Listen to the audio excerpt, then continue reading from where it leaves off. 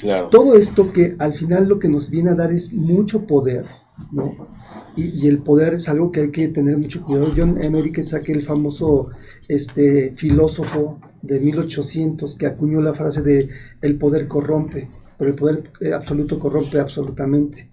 Y nuestros hijos tienen un poder que nosotros no tuvimos. Así es. Y ante este poder tenemos la obligación ética, moral, parental, de supervisarlos y acompañarlos, porque de otra manera, si ellos inmaduros tienen un poder, no lo saben manejar. Claro. Lo vemos en los artistas, jóvenes exitosos, maravillosos, y que acaban matándose, ¿no? Porque el poder los corrompe y los destruye.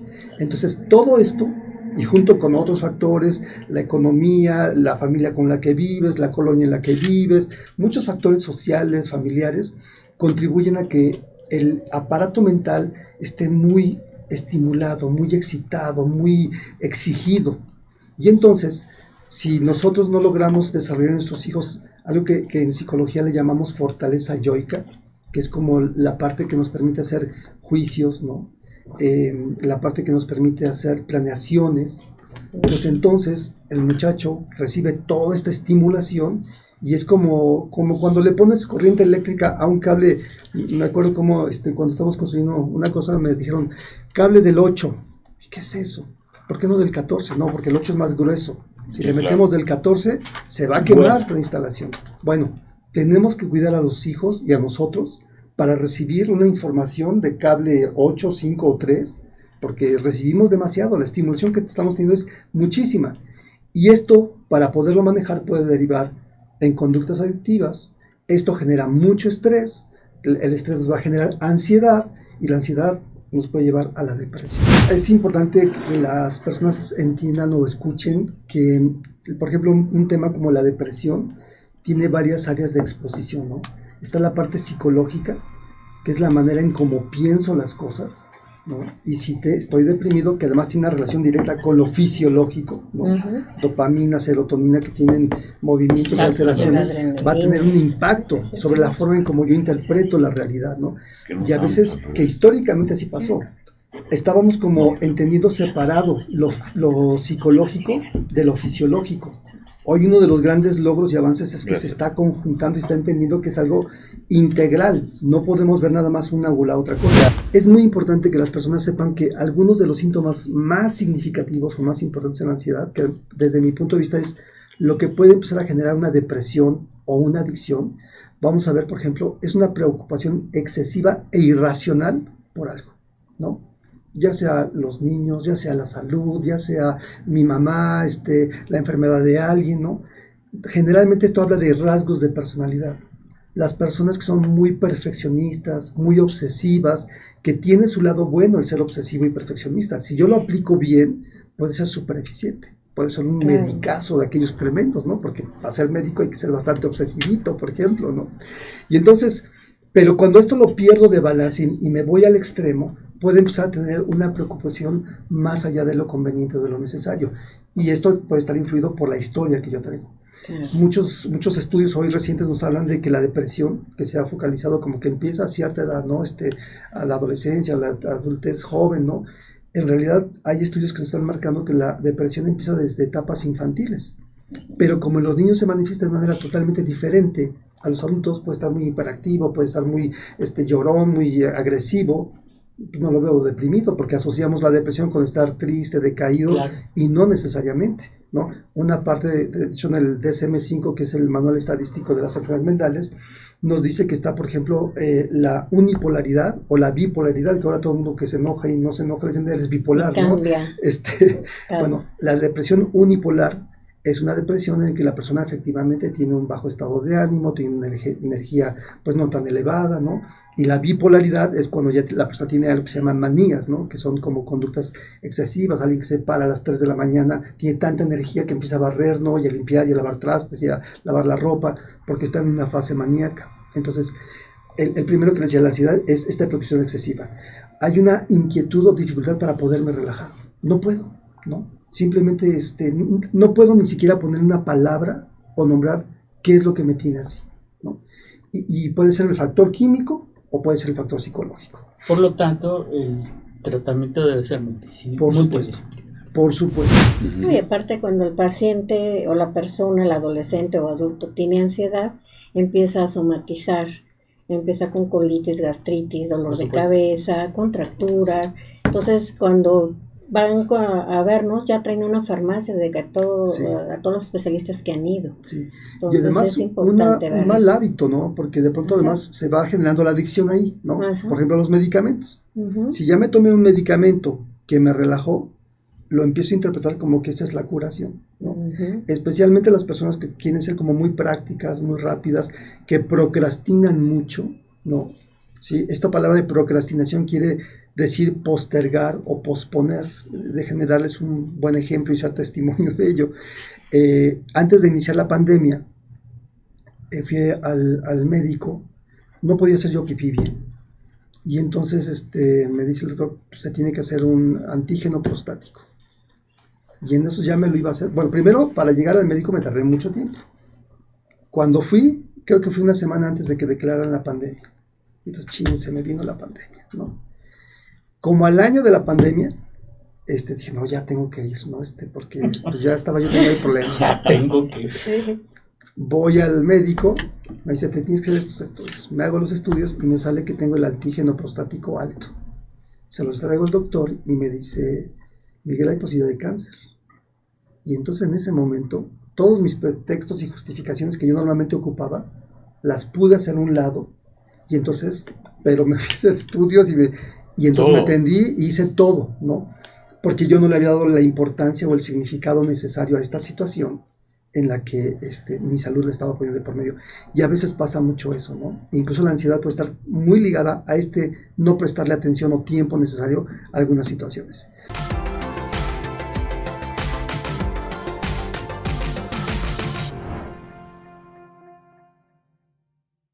Hola, muy buenos días. Bienvenidos a una emisión más de Salud para Todos Radio Online. Los saluda su servidor, el doctor Jaime Kleiman, médico ginecobstetra, que tengo aquí mi base en el Hospital Español y en el Hospital Ángeles de las Lomas. Estamos transmitiendo desde el Centro de Investigación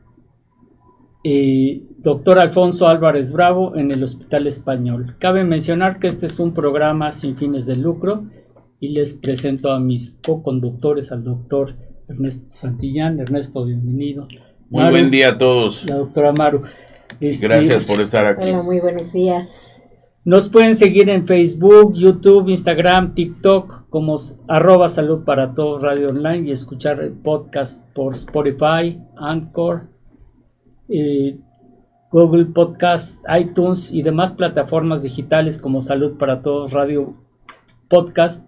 Y el día de hoy hablaremos de, a ver si nos da tiempo, a ver si de cada uno de los temas podemos hacer un simposio completo. Mínimo. Ansiedad, depresión y adicciones. Así es. O sea que, pues vamos a ver la capacidad de resumen que tienes, Miguel Ángel. Y pues nuestro invitado de hoy, tenemos invitado de lujo, el doctor Miguel Ángel de León, director y fundador del grupo Iscalti. Muchas gracias. Bienvenido. El doctor, tiene una trayectoria impresionante. Si quieren, les digo todo su currículum y la siguiente hora podemos empezar. Sí, fácil, ¿eh?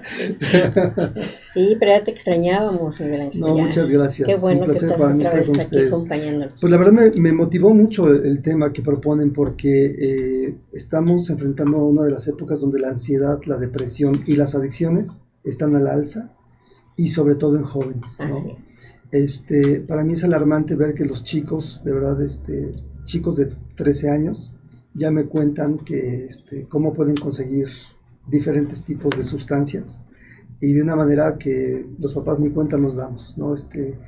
Recientemente alguien me compartió, por ejemplo, su catálogo que le llega semanalmente, en donde galletas de marca, de Sabritas, de Oreo, de no sé qué, vienen preparadas con la sustancia, entonces ¿Cómo crees? compran, ¿sí? ¿Cómo crees? Sí. Bueno, sí. Sí, claro. ¿No? Qué barbaridad. Y es un tema que pues me parece urgente compartirlo con los padres para que estén atentos supervisen, ¿no? Y los vayamos acompañando. Es una época que el reto más importante en la parentalidad es saber estar. Yo sé que la economía nos obliga a veces a trabajar como negros para tratar de darnos las cosas que más nos gustan, pero justo veamos la sociedad como está hoy, porque hemos priorizado esto. Tenemos inicial, o sea, todavía no empezamos el programa, ya tenemos inundado de preguntas, pero yo tengo una. ¿Qué tiene que ver, o sea, tiene que ver algo, la moda, vamos a decirlo, por decirlo de alguna forma? Porque, pues, sí, cuando nuestra generación, que éramos más cuando éramos pequeños, pues sí se escuchaba de drogas, sí se escuchaba de depresión, se escuchaba de adicciones, pero no como ahorita, como que hoy en día es un boom, no sé, sí, claro. Inclusive por eso te pregunto si es o si tiene que ver algo la moda o también lo que estamos heredando de nuestros vecinos del país del norte. Sí, es multifactorial, son muchas cosas que están en juego, ¿no? Incluso la historia, ¿no?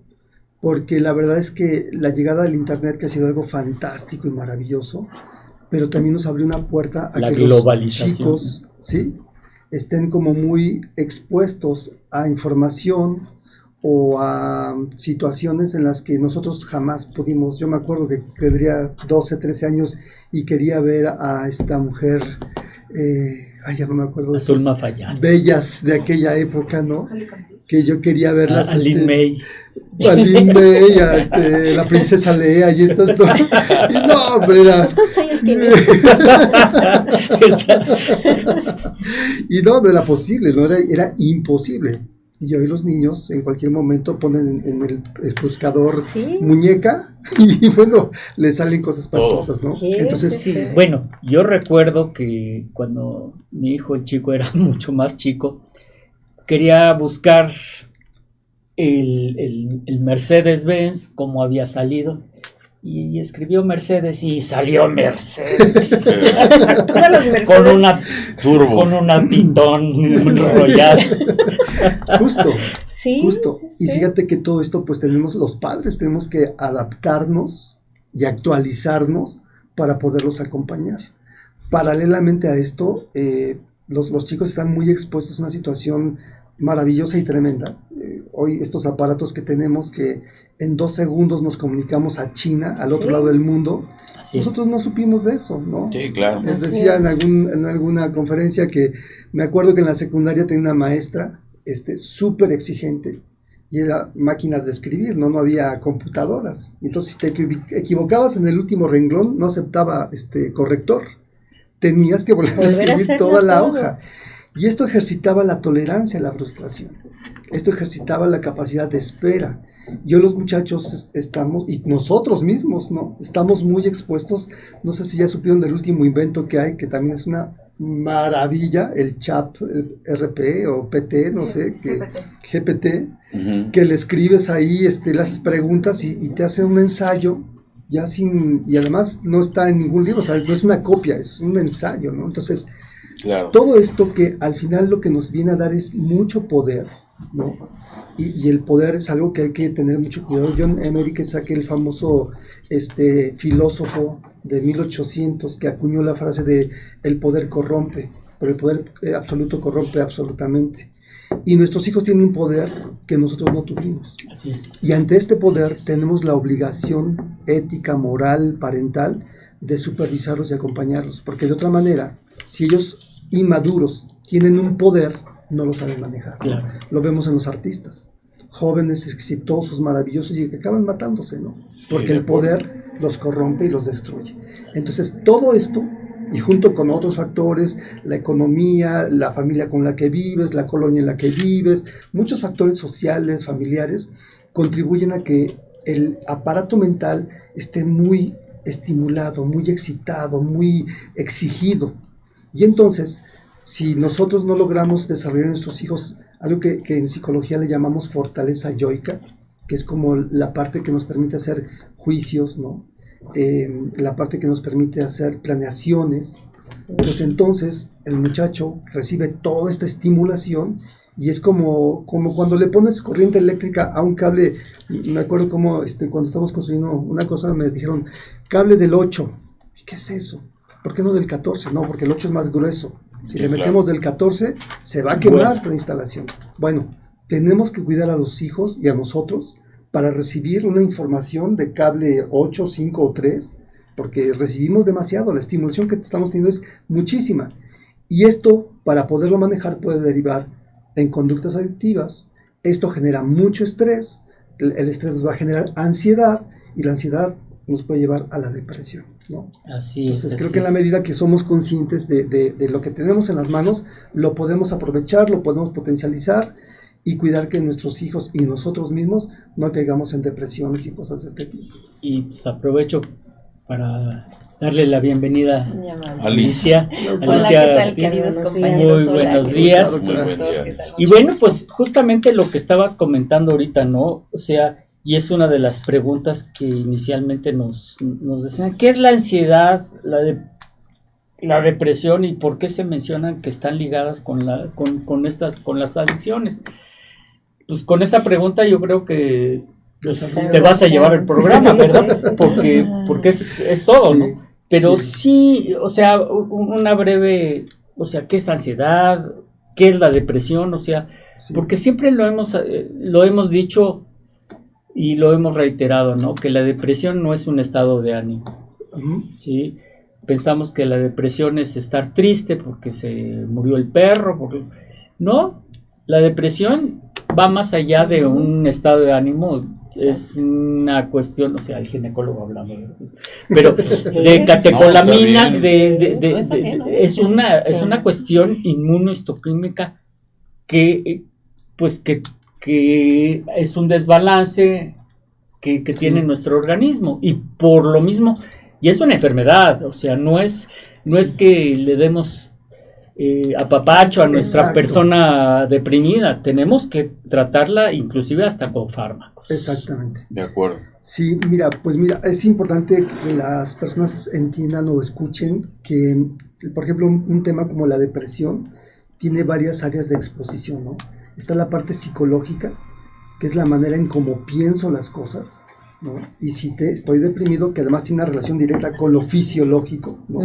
Dopamina, serotonina, que tienen movimientos y alteraciones, va a tener un impacto sobre la forma en cómo yo interpreto la realidad, ¿no?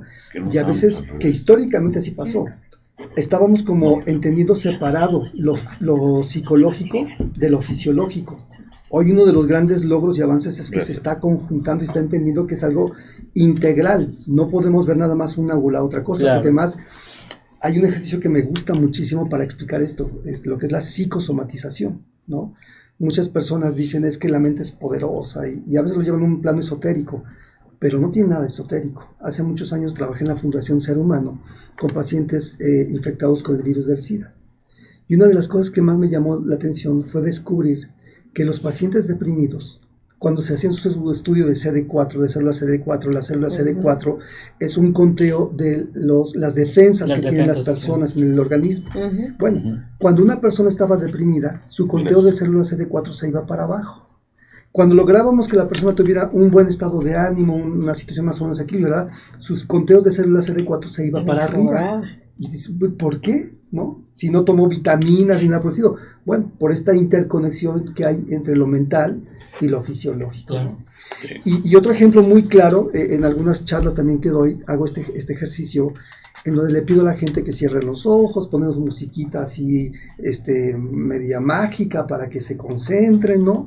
Y entonces les pido a las personas que imaginen un punto verde que va creciendo hasta convertirse en un limón. Y luego imaginan que ese limón lo van a rebanar y es un limón súper jugoso y agrio. Y al estarlo rebanando, el limón pues saca jugo. Después lo llevamos a la boca, lo chupamos y está extremadamente agrio este limón. Y después pregunto, ¿cuántos de ustedes salivaron? ¿No? Sí, claro. Con la sola idea. No hay un limón, pero a través de esta imaginación puedo provocar una reacción física completamente real en mi organismo. Y no es magia, ¿no? Entonces, si vamos entendiendo esto, la gastritis, la colitis, los dolores de cabeza, todo esto que va muy conectado con la parte psicológica y emocional.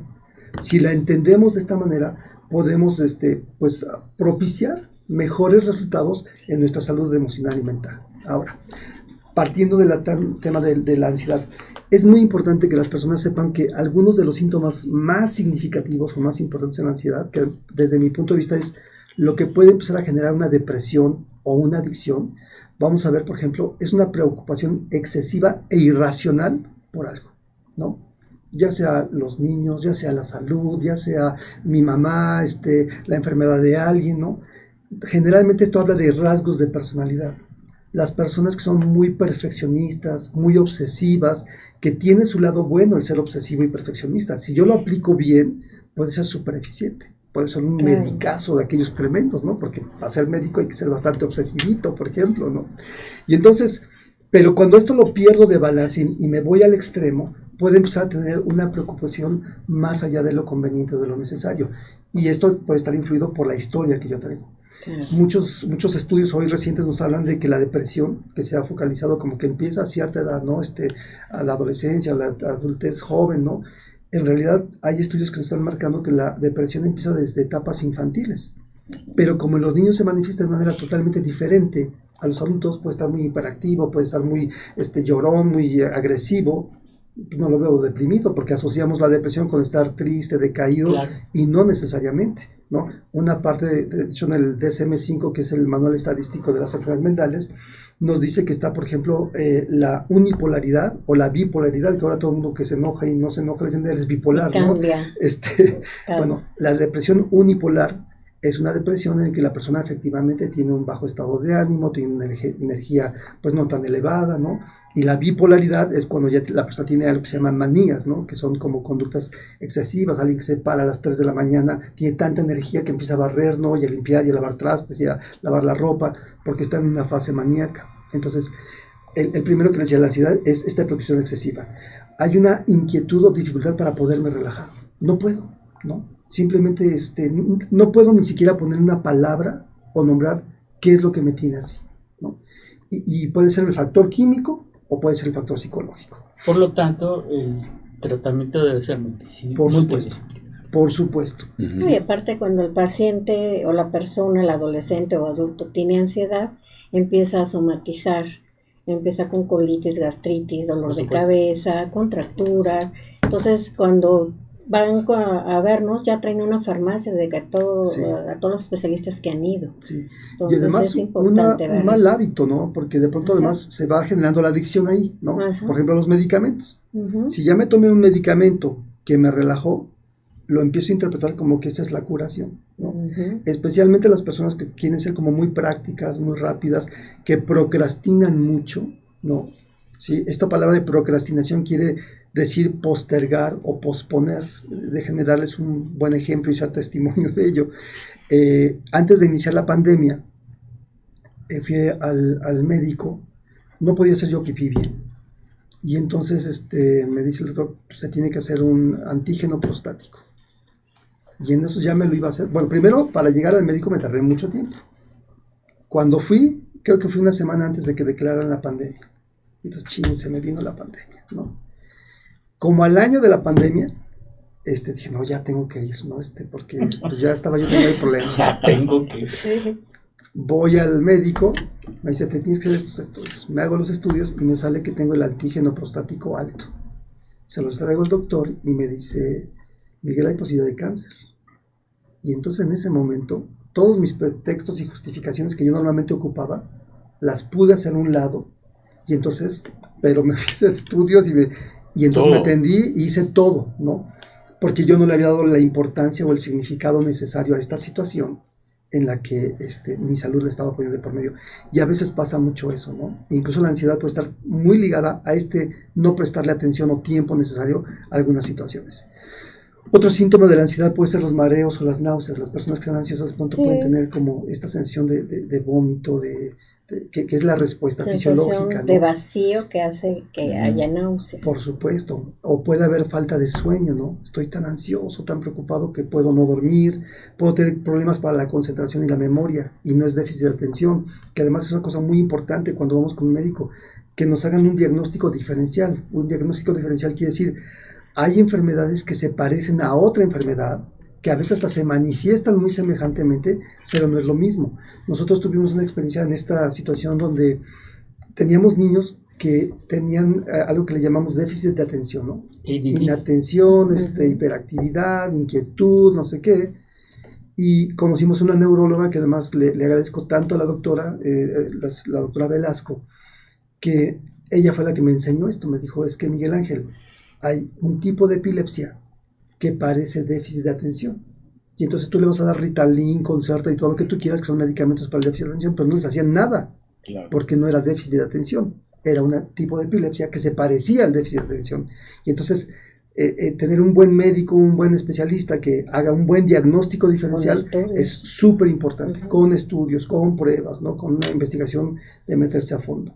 La ansiedad también puede provocar irritabilidad, enojo, como una fácil posibilidad de frustrarse, ¿no? Si están así, chéquense porque ahí hay ansiedad, ¿no?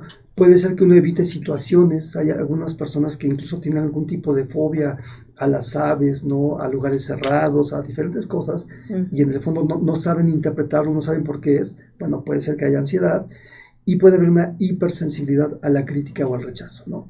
Personas que de pronto socialmente se sienten como muy juzgados o muy observados, ¿no? Que ya nos empieza a hablar, por ejemplo, de rasgos paranoides, ¿no? Que hay que ir viendo como todo el complejo. Dice el dicho de poetas y locos todos tenemos un poco, y es totalmente cierto. Necesitamos un poquito de paranoia, ¿no? Necesitamos un poquito de esquizofrenia, necesitamos un poquito de depresión, sí, porque fíjense que algo muy interesante de la depresión, la parte sana de la depresión, y dejar de pensar linealmente es muy importante, porque cuando dices que estás deprimido, no te puedes deprimir, ¿no? Y hay gente que necesita pasar por un proceso de depresión para elaborar un duelo. Y a veces hay familias que no dejan a la persona y no llores, se le murió el hijo y no puedes llorar, y vamos aquí, vamos allá, y empiezas a entrar en algo que se llama negación de las emociones, ¿no? Entonces, la depresión, por ejemplo, les decía ahorita de la depresión unipolar, es una situación en la que se siente una tristeza excesiva, es un trastorno del estado de ánimo. Normalmente el estado de ánimo tiene un equilibrio, ¿no? A veces estamos contentos, a veces tristes, ¿no? Pero la depresión es cuando la depresión, por ejemplo, mayor, por más de 2 semanas, la persona tiene un periodo que más de 2 semanas está triste persistentemente y con una intensidad elevada. El tema de la intensidad es muy importante de entenderla para la depresión, ¿no? Porque es normal que todos nos sintamos tristes. Es normal que si se murió mi mascota, voy a sentirme muy desolado, 2, 3 días, 15 días, ¿no? Pero ya más, ya sería algo preocupante. O sea, el duelo es... Exacto. Un periodo corto. Sí, es un periodo, ¿no? Claro. Donde, sigues elaborando el duelo, pero no dejas de funcionar. Un criterio importante para saber si estoy deprimido es si dejo de trabajar, si dejo de estudiar, si no me puedo concentrar por más de 15 días, ahí hay un problema. Y entonces ya tengo que irlo a atender, ¿no? Cuando mi funcionalidad se ve afectada, eso tengo que atender. Inclusive pueden necesitar medicamento. Por supuesto. Para evitar que piensen en un suicidio. Bueno, sí, cuando nos vamos ya a algo más intenso, patológico, sí, puede haber la posibilidad del pensamiento del suicida. Pero aquí, insisto, el ubicar si es intenso, es moderado o es leve, es uno de los criterios para definir si hay una depresión importante.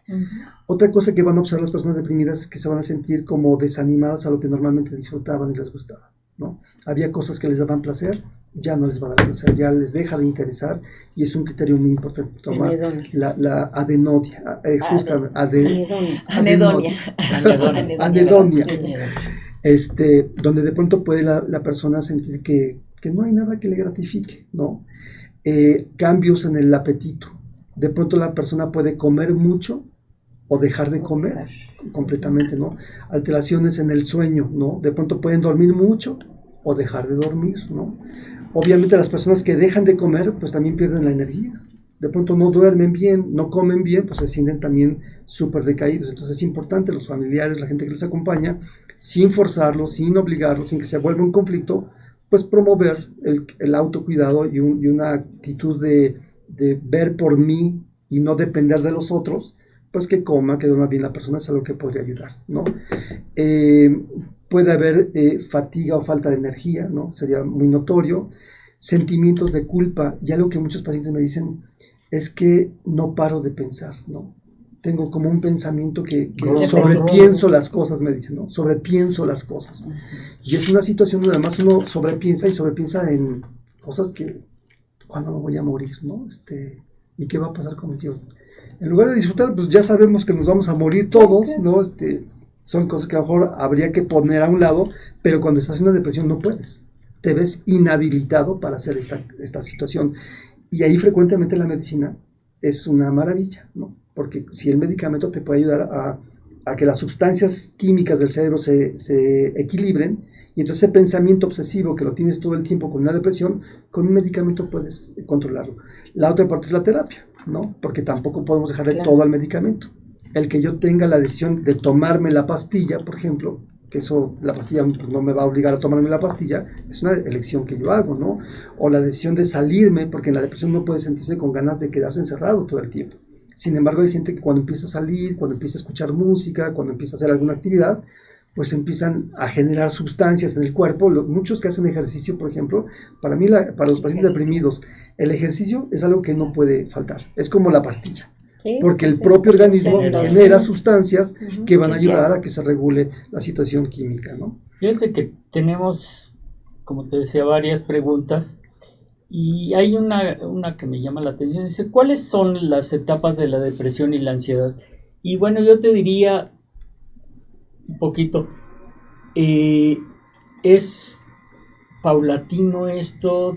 O de repente, de un día para otro, de repente, ya, hoy no estoy deprimido, mañana sí voy a estar deprimido. Sí, varía de cada persona y de cada situación. ¿Sí? Eso es importante. Sí es bien importante que no encasillemos, ¿no? De hecho, en la orientación que yo estudié, es un pecado mortal casi poner diagnósticos, ¿no? Porque dicen, ya estás encasillando, estás poniendo una etiqueta a la persona. Pero la verdad es que sí nos permite tener más o menos un marco de referencia para saber por dónde podemos trabajar y un plan de acción. Si no tenemos este marco de referencia... Pues es un abanico, ¿no? Claro. Digo, de situaciones. Puede ser que ahorita esté aquí, mañana esté aquí, luego baja y luego sube y así. Fíjate, simplemente hablando de las etapas del duelo, que las personas deprimidas, elaborar el duelo conlleva entrar... ellos los tanatólogos identifican 5 etapas, ¿no? Negación. La primera etapa que es la negación, ¿no? No es cierto, a mí no me pasa, aquí no. Pasa en todos lados, pero aquí no. La segunda que es la ira, ¿no? La tercera que es la negociación, la cuarta que es la aceptación y no me acuerdo de la quinta. Pero el tema clave aquí es que no es que sean lineales. De pronto a lo mejor ya entré a la aceptación y puedo regresarme a la negación o a la ira o meterme a la negociación. O sea, el ser humano es pues múltiple, es muy variable. Entonces, el entender esto de la personalidad, de la forma de ser de uno es elemental porque a veces ya estoy en la aceptación y la familia dice, ya está bien.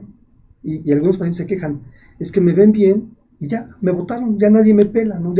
Y es que el paciente regresó otra vez a la negación o regresó otra vez a la depresión, ¿no? Y hay que ir acompañando. Necesitamos, yo me acuerdo hace muchos años que he abogado, he peleado, porque nos hemos preocupado mucho por desarrollar la inteligencia cognitiva, ¿no? Que los hijos saquen 10 en matemáticas, en geografía, en español, pero la inteligencia emocional es algo a lo que apenas estamos empezando ya a invertirle y a entenderle, ¿no? Hay escuelas en el extranjero donde, por ejemplo, una parte de la evaluación es que los muchachos pueden identificar cómo se siente su compañero de al lado, ¿no? ¿Cómo vienes hoy? Contento, triste, y darle un tiempo y un espacio para hablar de las emociones, cosa que muchas personas, además, sobre todo las más obsesivas, porque las personas obsesivas tienen un mecanismo psíquico que se llama la intelectualización, ¿no?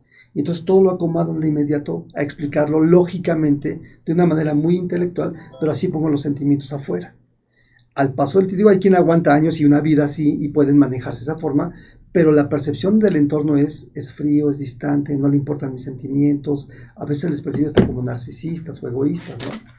En la medida que vayamos entrando a la educación emocional, creo que vamos a ser más humanos, creo que vamos a ser más empáticos, más sensibles, que uno de los males de nuestras sociedades es esta falta de empatía. Y ahorita que lo dices, yo recuerdo en la escuela, no sé si les llegó a pasar a ustedes, que los niños que tenían 10 en todo y iban a la Ruta Hidalgo y todo, no eran los más felices.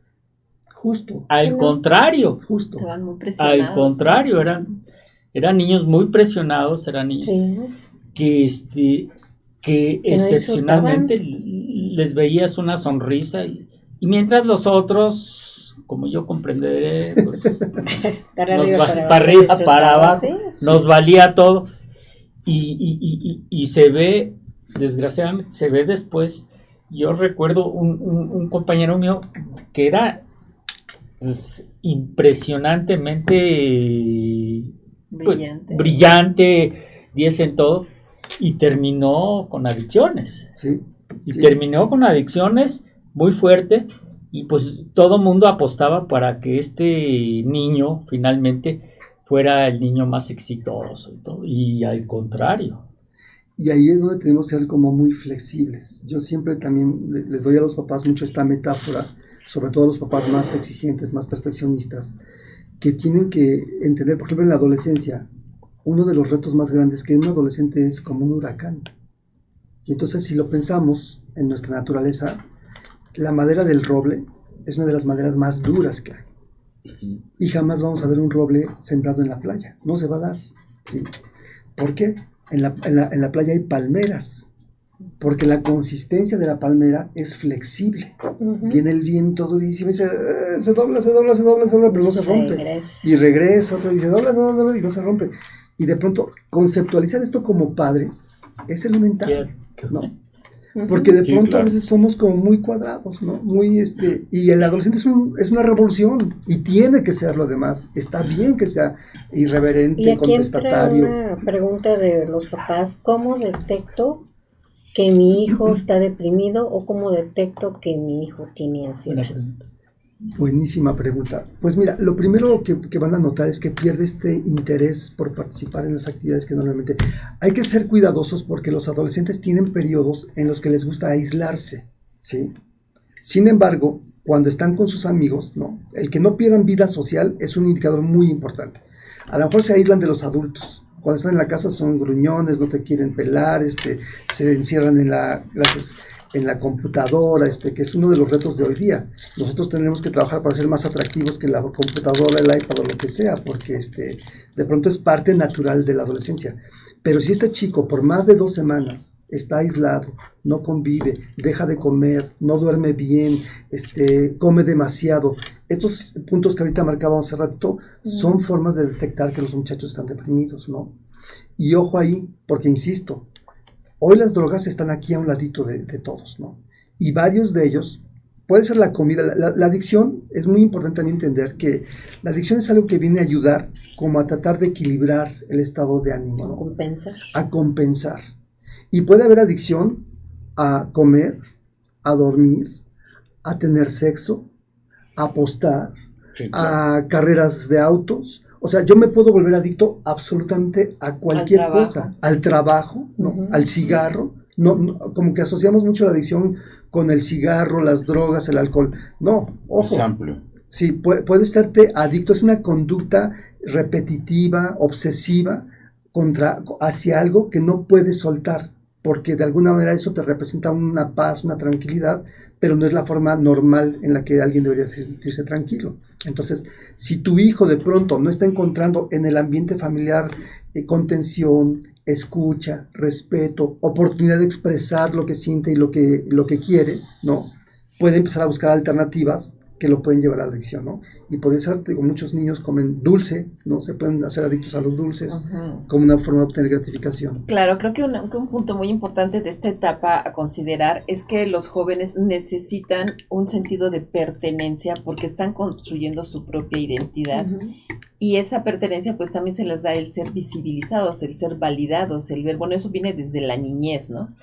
Pero si nosotros como papás o como adultos no acompañamos ese proceso, se incrementan muchísimo las posibilidades de que se busquen y se apeguen a grupos donde se están desarrollando esas prácticas, en donde pues también encontrarían un sentido de control de las ansiedades que da el vacío de no tener vínculos de apego más sólidos, ¿no? Entonces creo que eso es algo bien importante a trabajar, y cuando se habla del desarrollo de la inteligencia emocional, pues es también cultivar esta cultura, este conocimiento de que importa muchísimo desde bebés estar generando esa capacidad de escucha, de atención, de mira, porque es lo que les va a enseñar a los bebés, no solo a construirse un sentido de identidad, de soy yo una persona que valgo, que tengo un espacio, que mi existencia está validada, que eso es muy importante en nuestra condición humana, sino que también se está regulando, se está integrando la capacidad de funcionamiento del sistema nervioso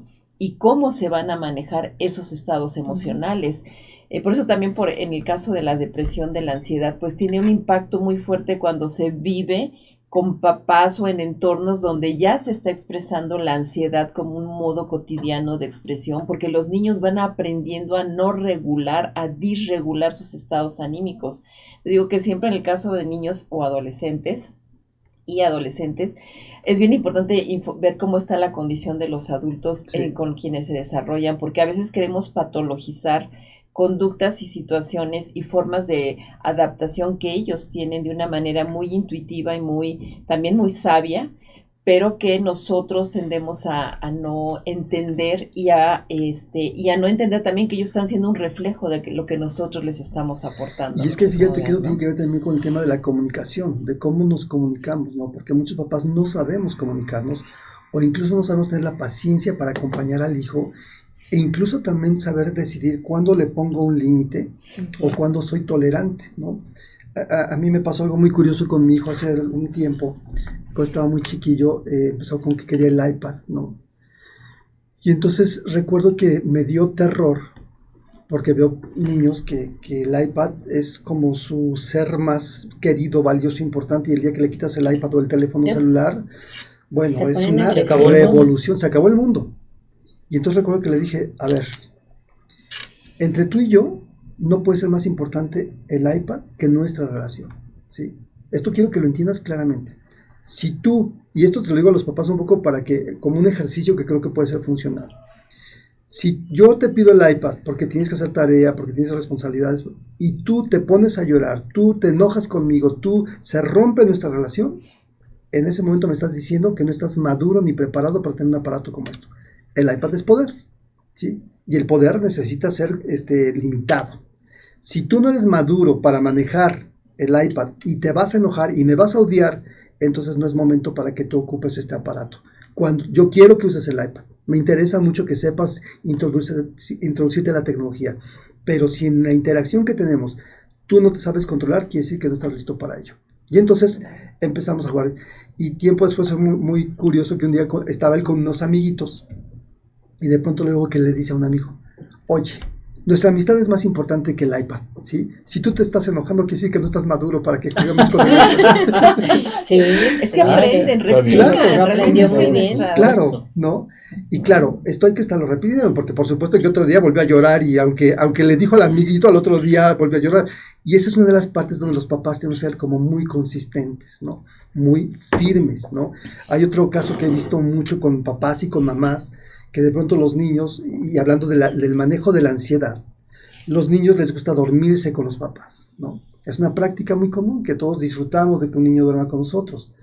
Pero cuando esta práctica se vuelve cotidiana porque el niño no tolera estar solo en su cama a la hora de ir a dormir, e incluso llega a afectar hasta la dinámica de pareja, porque a lo mejor la pareja quiere tener intimidad, pero el niño tiene pánico de dormirse solito y no pueden estar solos, y la pareja prioriza calmarle la ansiedad al niño, en lugar de ayudarle a volverse fuerte, a ser determinado, a dominar sus miedos, su independencia, estoy fomentando una conducta adictiva a los padres en esa situación, ¿no?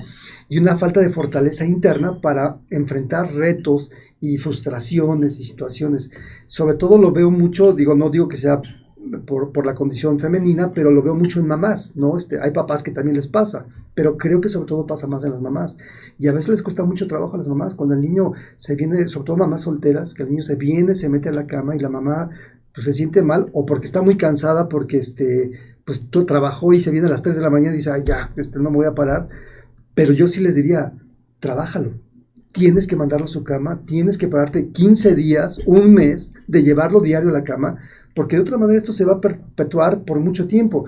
Y eso posteriormente esta mamá linda, preciosa, que lo tranquiliza y que lo ayuda, se puede convertir después en el cigarro, en el vape, en el alcohol, en estas sustancias que justo lo que hacen es darle como un acompañamiento y un equilibrio emocional que no es natural y que, bueno, se siente bien mientras está tomando la copita o mientras está fumando Así la marihuana, ¿no? O sea, tenemos que pensar desde ahí. Exacto. Ahí se empiezan a generar las adicciones, por ejemplo, en un acto que lo leemos como algo, pues es que soy una buena mamá o soy un buen papá, pero en realidad estoy creando un hijo frágil, dependiente y que me necesite, ¿no? Es una de las raíces de lo que le llamamos la codependencia.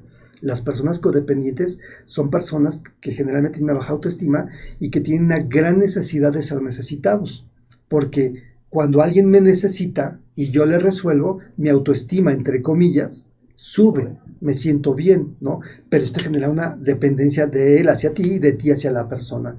Entonces, pues, creo que son tips que ojalá les puedan servir a muchos los papás. Sí. Y preguntan, mi hijo le encontré un cigarro de marihuana. Okay. ¿Qué tengo que hacer? Ya llevo 15 días tratando de hablar con él, pero no sé cómo hacerlo. Bueno, lo primero es que tome valor y que entienda por qué le da temor hablar con él, ¿no? Claro.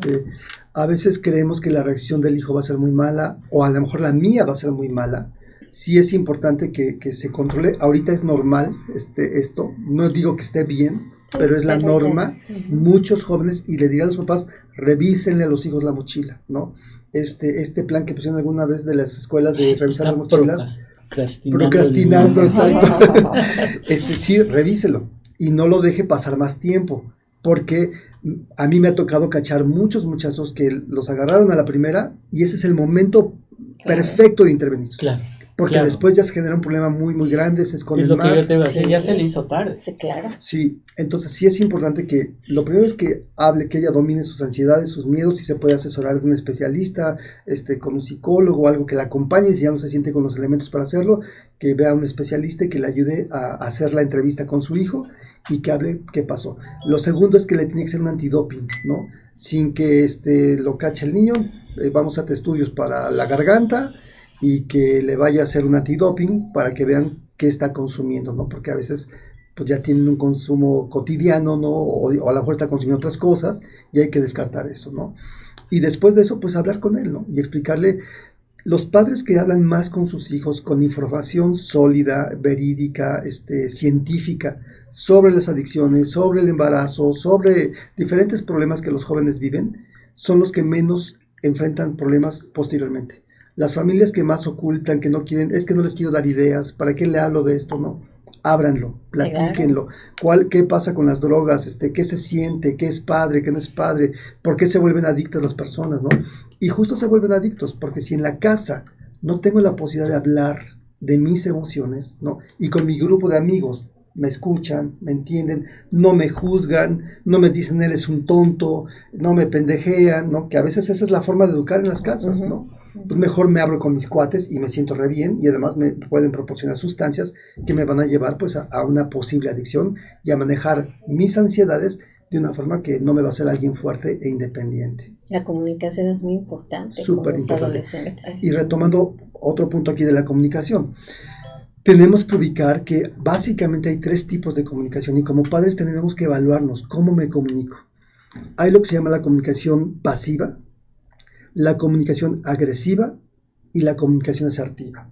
La comunicación pasiva es cuando no digo nada. Esta mamá, por ejemplo, qué bueno que nos habla y que nos pregunta, pero quedarse callada, esa es una comunicación pasiva, porque hay un teórico de la comunicación que se llama Paul Watzlawick, que dice que hay 5 axiomas de la comunicación.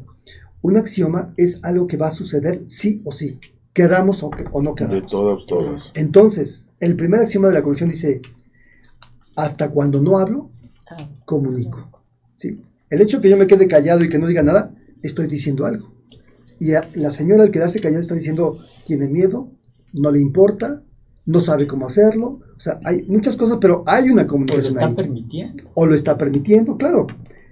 Y cada uno lo interpretamos según nos convenga. Claro. Entonces, por eso es muy importante, ¿no? La comunicación pasiva es esa.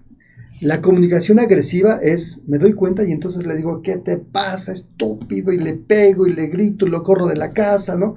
A un joven inmaduro que no va a saber a dónde va a ir y que seguramente quien lo va a recibir con los brazos abiertos son los cuates o la persona que les proporcionó la marihuana, ¿no? Sí. Y la tercera es la comunicación asertiva. Y esta es la que más se recomienda. Y ser asertivo significa, puedo defender mis derechos sin faltar el respeto a los derechos del otro. Es más, me puedo enojar. Tengo derecho a enojarme. Es sano que nos enojemos.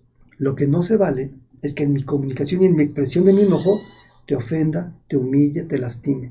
Claro que puedo enojarme, sin duda, y los hijos también. Pero lo que tenemos que cuidar para que sea asertivo es que respetemos los derechos de uno y otro. Y creo que si funcionamos de esa manera y nos educamos para llevarlo a cabo, porque no es fácil, es muy difícil, ¿no? Ahora, entendiendo más de la neurociencia, acabo de leer algo que me impactó también muchísimo. Resulta que cuando uno se estresa, se produce mucho cortisol. Y el cortisol es una hormona que cuando se eleva en los lóbulos frontales, que es una parte del cerebro que nos lleva a tener juicio, balance, ecuanimidad, empatía, tolerancia. Cuando sube el cortisol, los lóbulos frontales en esa función, que se llama una función ejecutiva, no funciona. Hagan de cuenta como si se abrieran las compuertas. Y entonces, si yo en este momento estoy enojado y mi filtro no está funcionando, seguramente voy a decir algo que si me espero 20 minutos después, no lo diría. O no lo diría de la forma que lo voy a decir cuando mis compuertas están completamente abiertas. Entonces los papás también tenemos que saber, para comunicarnos, estar enojado y hablar no es el momento, ¿sí? Tengo que hacerlo cuando yo estoy en mis cabales. Respirando, estoy cuenta hasta sensato. 10. Hasta 20.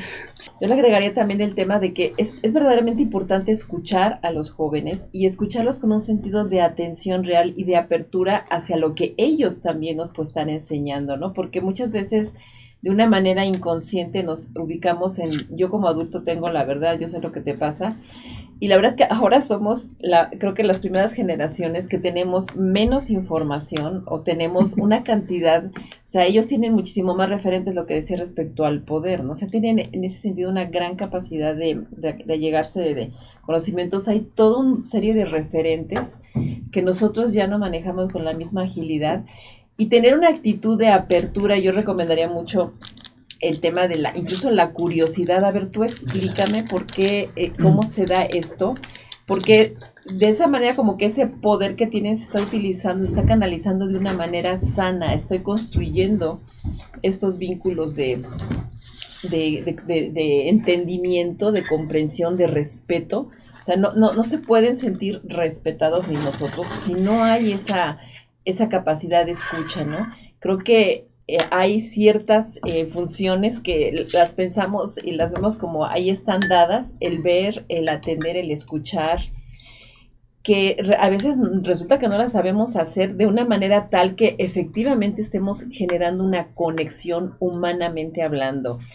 Escuchar, o sea, no estar con el teléfono y mientras tanto o con otro tipo, la mente en otro lado. Ellos se dan cuenta o nos damos cuenta intuitivamente cuando alguien verdaderamente me está escuchando o cuando está de cuerpo presente y con la mente en otro lado, ¿no? Entonces, practicar realmente la escucha, la presencia, la atención. Eso es crucial para que se construya, para que se dé esta comunicación asertiva, y es muy, muy importante con niños y con adolescentes, ¿no? Fíjate que Eric Fromm es un psicólogo de los años 50, 40, y él planteaba esto de que nadie puede amar lo que no conoce. Claro. Y frecuentemente cuando hablo con los papás les digo, ¿qué es lo más importante en tu vida? Y me dicen, mis hijos son lo más importante en mi vida, ¿no? Pero una cosa es lo que digo y otra cosa es lo que hago, ¿no? Y también frecuentemente veo que de pronto los hijos quedan como en un segundo plano. Y eso, hablando de la comunicación, ¿no?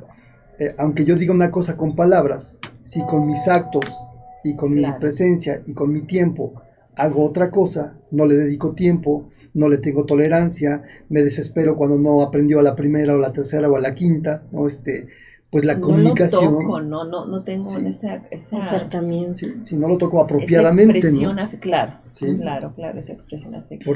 Porque sí, y eso es comunicación al final también. Me ha tocado jovencitas que de pronto están cumpliendo 15, 16 años y que el papá es cariñoso y que le da una nalgada y las niñas dicen, ¿por qué? No me gusta que mi papá me dé una nalgada. Y el papá dice, bueno, es que soy su papá, ¿no? O sea, yo no estoy haciéndolo por maldad, pero escucharlas, ¿no? Claro. Entender que para ellas ya es incómodo en ese momento de su edad, es súper elemental. Porque están creciendo, desarrollándose. Y Entonces, tienen se sensaciones, sienten incómodos, claro. tienen sensaciones y no les gusta, ¿no? Que el papá le esté tocando las nachas a la niña. El novio sería diferente, pero el papá no. Que además me parece un manejo muy sano de algunas chicas que lo pueden plantear así con esa claridad, Claro. pero que los papás nos toca escucharlo, ese tipo de situaciones. Pero por eso insisto, yo creo que muchos de los pacientes que yo veo, uno de los problemas que atendemos principalmente es la comunicación. Un montón de familias disfuncionales tienen una muy mala comunicación.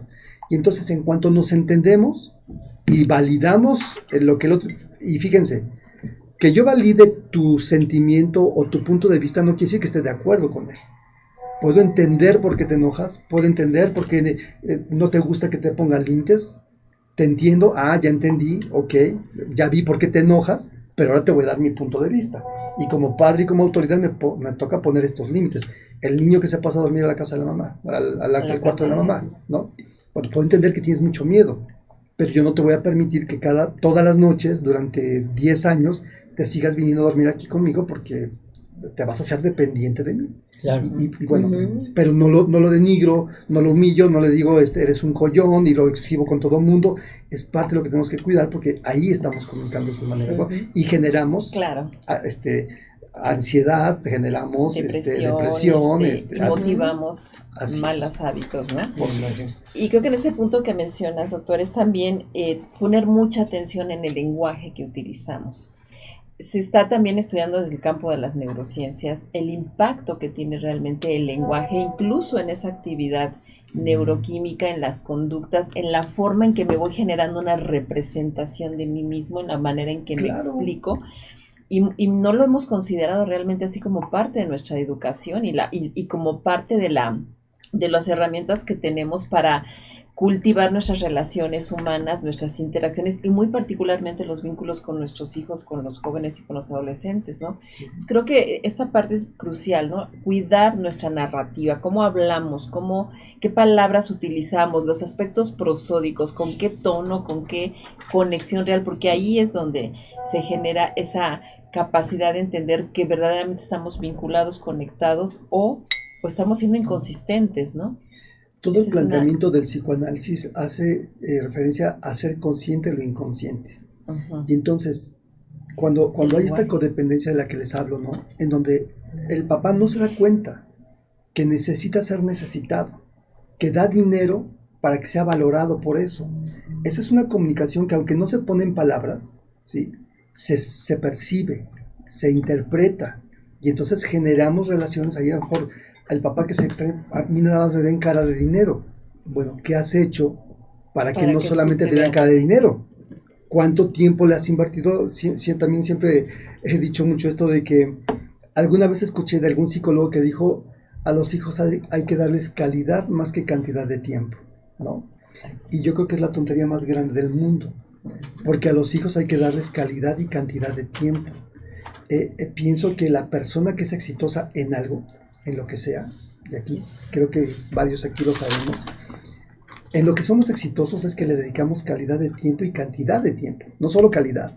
Estoy seguro que ninguno de ustedes hizo su carrera y sus especialidades solo con calidad de tiempo. No es cierto. Necesitamos darles calidad y cantidad de tiempo. Y a un hijo, pues mucho más, ¿no? Porque les decía, Eric Fromm planteaba, no puedo amar lo que no conozco. Y entonces, ¿cómo se llama tu hijo? A veces le pregunto, ¿en qué año va tu hijo?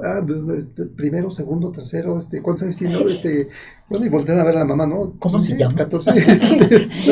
y es que esto que dice tiene una base científica también en el sentido de que la cantidad es la forma en que estamos promoviendo la integración de redes neuronales. Ok.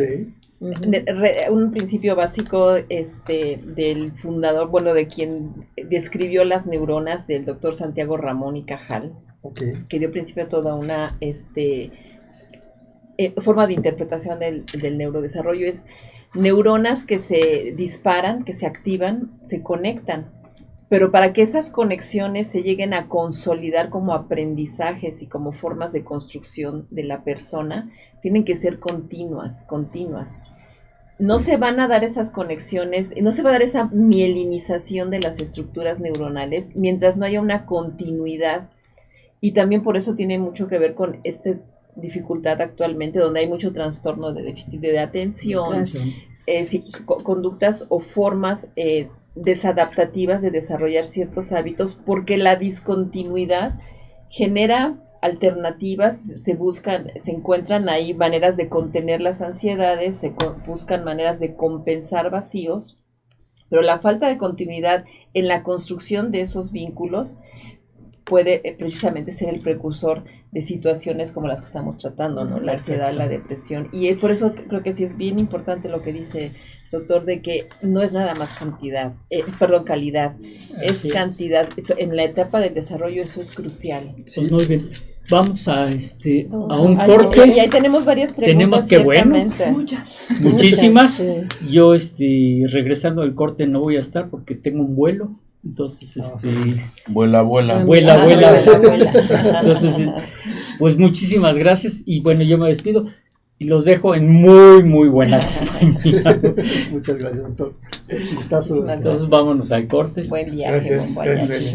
Muchas gracias, queridos radioescuchas, por estar aquí de vuelta. Le acabamos de desear un muy buen viaje a nuestro querido doctor Kleiman, que viaja a Mexicali, donde va a dar una conferencia, una plática muy interesante.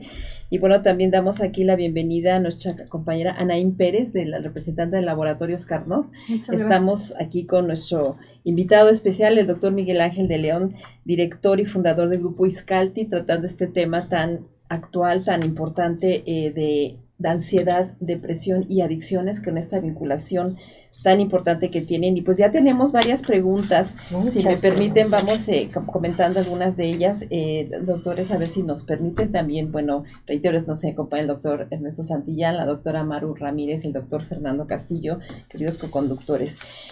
Doctores, me pregunta Pablo J. ¿El tipo de adicción es el grado de depresión que una persona puede tener? Escuché que el alcoholismo se liga más a personas depresivas y que a otras que requieren alegría y éxtasis. ¿Esto es cierto? Gracias por este excelente tema e invitados. Como les decía al principio, es muy complejo, ¿no? Uh-huh. Y cada persona tiene ciertas características. En realidad me parece que para poder hacer un juicio de este tipo tenemos que ver específicamente la persona, las condiciones que vive, el ambiente social. El doctor ahorita marcaba algo muy importante, incluso en qué comunidad vive. Claro, sí. Porque no es lo mismo alguien que está en la ciudad que está en el campo, ¿no? Entonces el alcohol de pronto, si a la mano la persona pudiera tener la droga, si pudiera tener el pulque, si pudiera tener diferentes cosas, no está determinado por lo que consumen, ¿no? Es más bien algo que tiene que ver con el mundo intrapsíquico, es decir, con la manera como me entiendo, como me interpreto a mí mismo, como he construido mi forma de saber quién soy, o cómo expreso lo que soy, lo que puede determinar que haya una adicción más fuerte o una depresión más fuerte. Claro. Sí, Fer. Y es muy cierto todo lo que dices, muy asertivo, Miguel, doctora. Porque cada vez esto se vuelve un tema más complejo, porque tenemos que considerar que, dependiendo de la edad, el origen, donde provenga, ¿no? La educación, la cultura, tus ancestros, desde el punto de vista social, desde el punto de vista familiar, genético. Entonces, aquí hay que considerar también el valor de las enfermedades asociadas o las comorbilidades asociadas, que a veces se convierte un poquito esto más complejo todavía, como lo aluden anteriormente ustedes, compañeros, Miguel, porque a veces uno no sabe realmente hasta qué grado es la manifestación de los datos que nos está ofreciendo el paciente por las manifestaciones previas ya preexistentes, que se convierte cada vez más complejo, o realmente forma parte del arsenal en el momento que el paciente está viviendo. O sea, ¿qué es primero? ¿La ansiedad, la depresión, antes del uso de drogas? ¿O qué es después? ¿El uso de drogas o la presencia de ansiedad y depresión? Quizá ahí lo que vale la pena como concientizar a los padres es la respuesta de un síntoma como estos es como un intento de resolver la problemática, ¿no? O sea, no podemos leerlo totalmente como negativo, ¿no? O sea, el niño que se vuelve ansioso, que se vuelve adicto, que se vuelve depresivo, es una respuesta a que intentó resolverlo, pero no lo está haciendo de la forma adecuada. Y entonces donde los especialistas, los padres, pueden intervenir para guiarlo y que esa energía que está invirtiendo en esa condición, en esa conducta, en esa reacción, la pueda manejar de una manera pues más asertiva, más atinada. Claro, porque creo que es entender la lógica del síntoma. Los síntomas no son algo que hay que eliminar, ¿no? Sino que hay que escuchar, que hay que atender, porque nos están hablando de circunstancias que están viviendo. Sí, claro.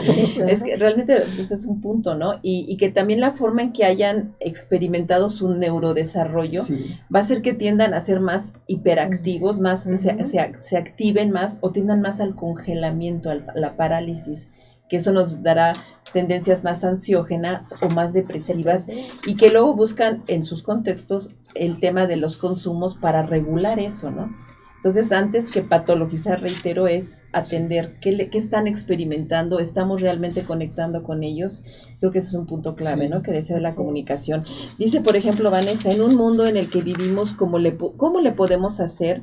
Ya que la tecnología nos sobrepasa y ellos nos dan la vuelta y a veces queremos ejercer nuestro derecho de padres y ya ni nos lo permiten. ¿Qué hacer ante eso? ¿Qué les dirían, compañeros? Pues, Vanessa. Una cosa que me parece elemental es involucrarse en el mundo de ellos, ¿no? No podemos permitirnos estar fuera, porque no podemos hacer una opinión o un juicio si no conocemos qué es lo que están haciendo.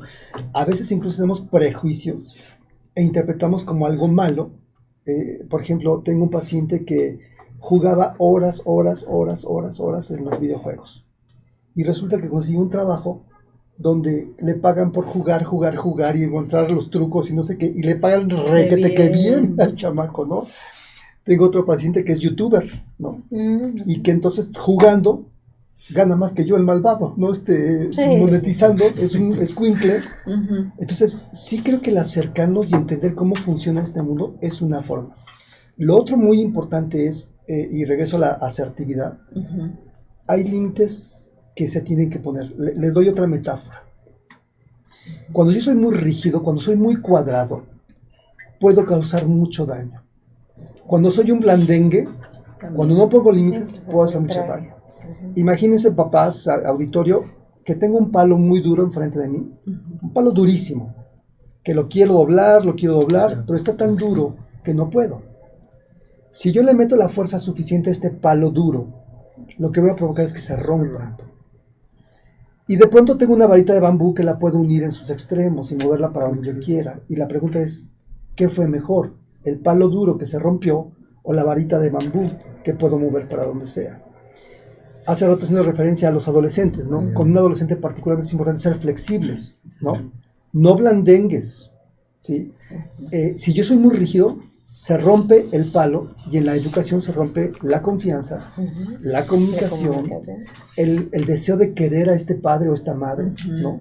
Lo que tú comentabas, doctora, hace rato de cómo lo comunico. Si yo le voy a llamar la atención, le digo, eres un pendejo, o le digo, oye, esto que estás haciendo no me parece, no estoy de acuerdo, no se permite en esta casa, con todo el respeto del mundo, porque además, en la medida que yo, y esto me pasa también mucho con muchos muchachos, me dicen, ¿por qué lo voy a respetar si él a mí no me respeta? Claro. Y algunos papás, pues porque soy tu padre. Pues no, estás equivocado, porque hasta la Constitución dice que todos merecemos el respeto de todos, ¿no? Y por eso los chamacos dicen, van a los derechos de los niños, y qué bueno, qué bueno, esta educación tradicional, en donde el padre era aquel hombre que no le podías ni mirar siquiera, que tenías que besarle en la mano, ya no existe eso ya pasó. Funcionó en su momento, fue algo que fue efectivo en ese momento, pero hoy la educación, la comunicación nos lleva a jóvenes contestatarios, irreverentes y creativos, y qué bueno, pero sí hay que modularlos. Y creo que una base que a lo largo de los tiempos no se va a perder es, si yo le doy respeto a mi hijo, fíjate, y ese es hay varias fuentes de poder, ¿sí? La teoría del poder te dice que hay varias fuentes de poder. Una de las fuentes más importantes del poder es el respeto, el trato amoroso y respetuoso a los hijos, porque si yo lo trato con respeto y amor, puedo exigirle exactamente lo mismo. Si yo en mi trato soy irrespetuoso, soy denigrador, soy poco afectivo, no puedo esperar que él me responda con lo mismo porque le estoy enseñando a ser irrespetuoso, grosero y falto de afecto. Sí, precisamente, Miguel, prácticamente ahorita estás dando las respuestas a estas preguntas. Por ejemplo, aquí nos comenta Paola, ¿cómo podemos lidiar con la falta de autoridad que ahora se ve más? Nosotros intentamos ejercer padres, pero a veces nos ganan. Prácticamente lo que estás hay una regla de oro, comentando. papás, tip. Hay una regla de oro que dice, imagínense un sube y baja, ¿se acuerdan de los sube y bajas? No. Esta regla dice, entre más autonomía tenga un muchacho, y esto, estoy subiendo mi mano izquierda hacia arriba, ¿no? Entre más autónomo sea, la autoridad tiene que bajar. Porque si yo no bajo la autoridad cuando mi muchacho está demostrando que es autónomo, y la palabra autónomo viene de uno mismo, y nomos, norma, ¿no? Autonormarme. No necesito que nadie me diga lo que tengo que hacer porque ya lo hago yo. Entonces, entre más autónomo sea un muchacho, la autoridad tiene que bajar. Entre menos autónomo sea un muchacho, que no es responsable, que no se sabe cuidar, que no sabe responder, la autoridad tiene que subir aunque tenga 20 años. Porque entonces me está diciendo que psicológicamente no está listo para tomar decisiones, y entonces yo tengo que intervenir y tomar las acciones ahí, ¿no? Creo que en la medida que los padres vamos asumiendo esto, entendiéndolo y sabiéndolo aplicar, la relación puede ser muy buena y tener una verdadera autoridad, porque el riesgo es que muchos padres caemos en autoritarismo, ¿no? En opresión, en dominio, y pues eso ya hemos visto que no funciona, ¿no? Y bueno, y la verdad es que también tratarlo con pinzas, porque también decimos, es que no estás listo, yo voy a decidir contigo, por ti, sí. Pero la verdad es que no le estamos dando oportunidad de tomar de decisiones, claro. Y que también debemos asumir que tienen que tener sus errores, claro. Que van a meter la pata como la metimos todos, claro. En un momento dado, y que también es importante que lo hagan, y que sientan, que sepan que aunque se equivoquen, los vamos a amar incondicionalmente y los vamos a acompañar. Porque también el satanizar tanto las malas decisiones hacen que la gente se vuelva temerosa, sí. Que se vuelva miedo, y a la larga gente que no toma decisiones, que procrastina, sí. Que evade, que se suma en la parálisis, y yo creo que ahí sí también tenemos como papás que ver esa flexibilidad. Creo que esa metáfora es crucial, que ¿no? Sepan que también vale su opinión. Sí. Claro. Porque quieren decir algo y no, tú cállate, tú no opines. Sí. No, que también opinen y también que sepan que son tomados en cuenta. Claro. Sí, ya lo decía, ¿no? Hace un momento. Tiene que ver mucho el tipo de comunicación. Que exista la comunicación y que exista el diálogo abierto. Claro. Y saber de qué tema estamos hablando. Porque tú puedes estar con un chico y pues si no hay empatía contigo mismo, mucho más empatía con tu chico. Entonces no van a saber de qué están hablando. Claro. O sea, el padre generalmente, que es lo que acostumbra, los padres tienen una forma de criterio, una forma de crítica, pero también emiten expresiones, pero también emiten conductas. Entonces, si no ponen el valor del ejemplo y hacen todo lo contrario, entonces ese tipo de comunicación no nada va a ser verbal, claro. Sino también es conductual, o sea, cómo me estoy conectando y comunicando hacia ellos, y qué tipo de lenguaje quiero llevar, como lo comentaba hace un momento, claro. Y respetar su espacio, sobre todo, como lo comentabas. Entonces, de esa manera podemos encontrar un alcance y pues, podemos saber llegar con ellos. Entonces, como decían ustedes, o sea, siempre es el acompañamiento, que es lo más importante en las primeras etapas de la vida, porque si no hay, se convierte en una comunicación de tipo disfuncional. Entonces, no sé de qué estamos hablando y a dónde vamos a llegar. Fíjate que ahora, llevando esto a un nivel macro y retomando un poco también lo que comentamos con el doctor hace ratito, también me parece crucial, digo, qué bueno que hay un espacio como este, y donde además tengamos la oportunidad de hacer crítica, porque sí creo que hoy la salud mental es un problema de salud pública importantísimo. Sin embargo, el presupuesto que hay para salud mental en México es de menos del 2% del Producto Interno Bruto.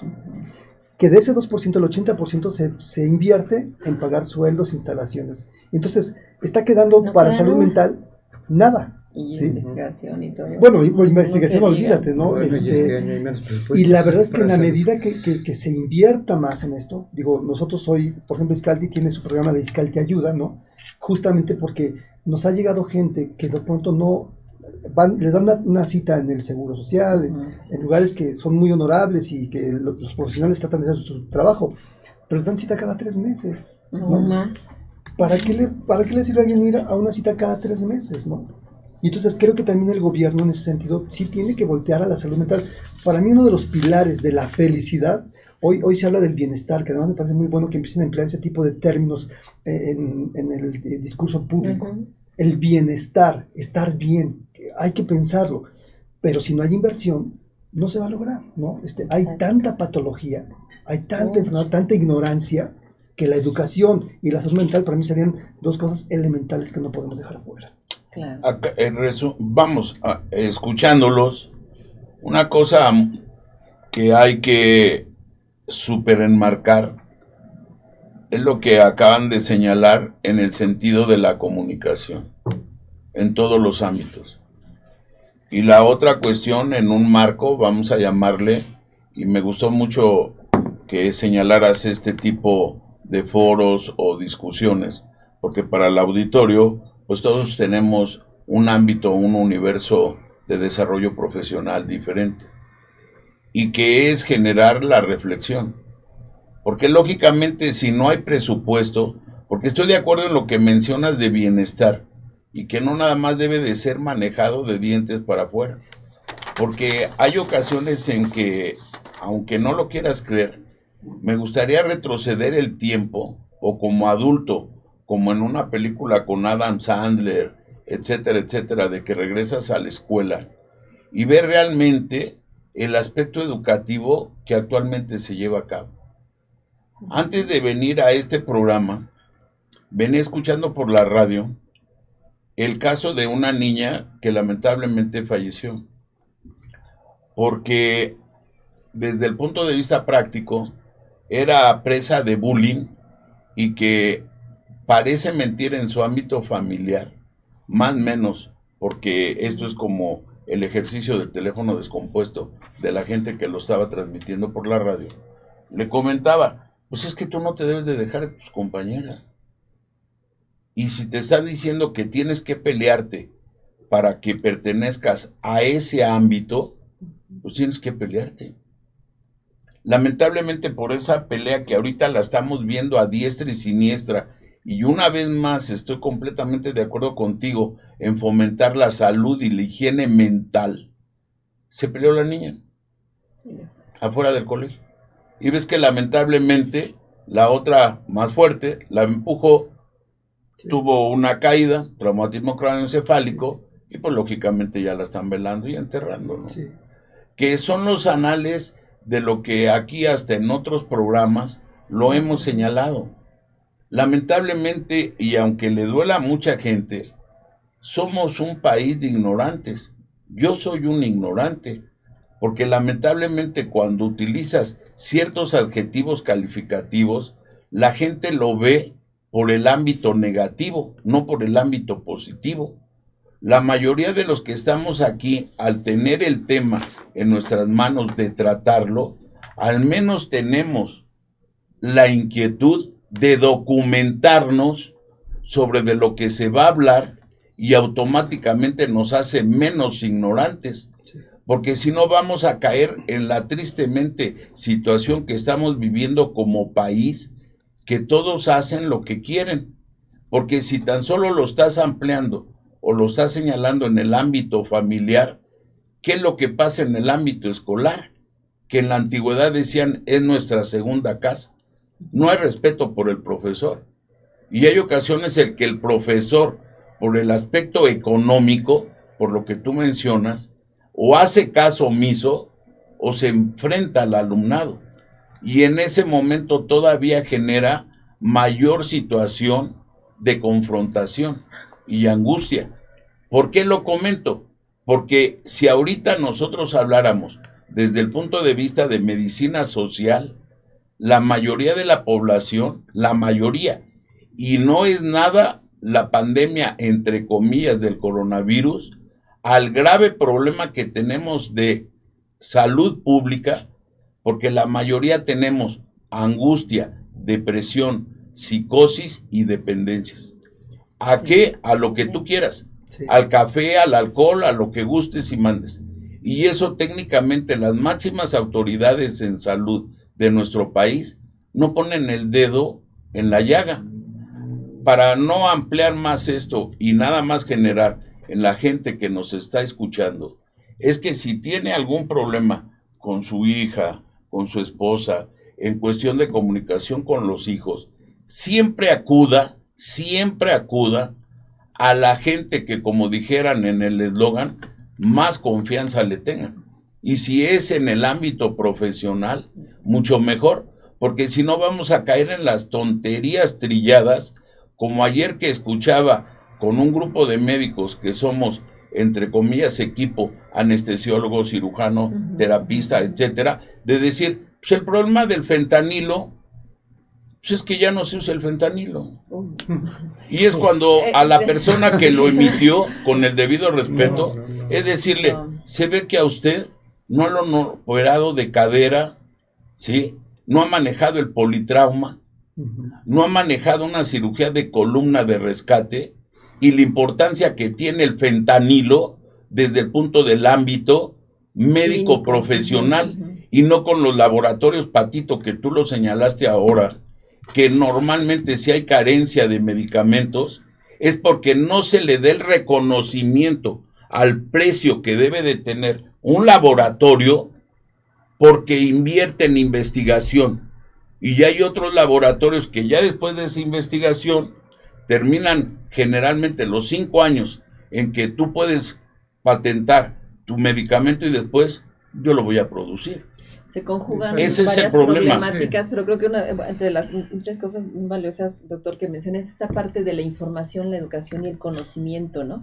Y pensando en estos asuntos que nos ocupan, esta idea de la escuela para padres, ¿no? Que creo que es algo que hay que verdaderamente promover. Claro. Porque hay muchas cosas en las que tenemos ya prototipos de ejercicio de la paternidad, de la maternidad, que están siendo muy anacrónicos en relación a las realidades que están viviendo actualmente los jóvenes, los adolescentes, ¿no?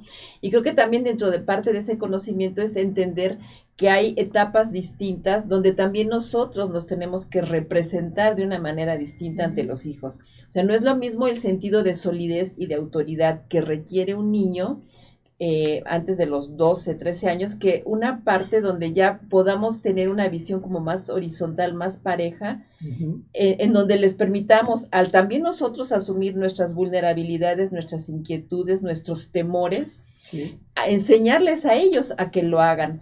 Porque si queremos tener esta imagen de siempre la rigidez y la corrección, no vamos a permitir que ellos se flexibilicen y amplíen su capacidad de manejar sus propias emociones adversas, ¿no? Pero creo que teníamos también por ahí algunas. Sí, bueno, precisamente considerando todo el concepto dice, necesitamos ahora entender en nuestros hijos por qué a veces le hacen más caso a las redes sociales, los influencers, que a nosotros los padres. Entonces, pues ahí hay un punto clave, ¿no? Si de pronto pasan más tiempo con las redes sociales y el aparato es más importante, no trabajamos en nuestra relación, pues obviamente el que hace presencia, esto me da para platicarles otra anécdota muy bonita, de un joven y un papá que quería y le importaba hacer una buena relación con su hijo.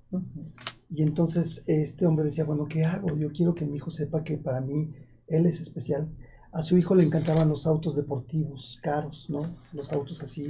Y ese señor era un taxista, no tenía, jamás en su vida se iba a comprar un carro de estos caros, ¿no? Y entonces se las ingenió el hombre y un día dice que escribió a las agencias de autos más importantes, más lujosas de la ciudad. Les dijo, oiga, soy un hombre que tiene una relación con su hijo y quiero hacerle saber que él es verdaderamente importante para mí. Y sé que ustedes hacen pruebas de manejo. ¿Me permitirían tal día sacar a mi hijo de la escuela a mediodía, el viernes, y llevármelo para que demos una vuelta y me darían permiso? Y cuenta este hombre que más de 3 agencias le dijeron, por supuesto, venga. O sea, el viernes el hombre se fue por su hijo, lo sacó, le dijo, te tengo una sorpresa, lo llevó a la agencia, les sacaron el carrazo aquel a darse una vueltecita nada más. Y entonces dice él al final, bueno, yo vi la cara de mi hijo y sé que eso jamás se le va a olvidar en la vida. Y esos toques de creatividad, esos toques de dedicarle un tiempo a lo que le importa a mi hijo, es fundamental, ¿no? Les cuento otra anécdota. que me lleva un poco a esto, a hacer referencia a... Esta es una anécdota que contó un hombre, se llama Kenji Yokoi, creo que se llama,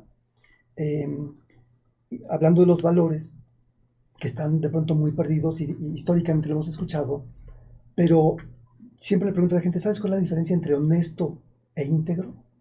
Y les pregunto, ¿ustedes saben cuál es la diferencia entre honesto e íntegro? Déjenme contarles. Coméntelo mejor, ¿no? Porque resulta que es un hombre que está con su novia en un hotel y piden una pizza.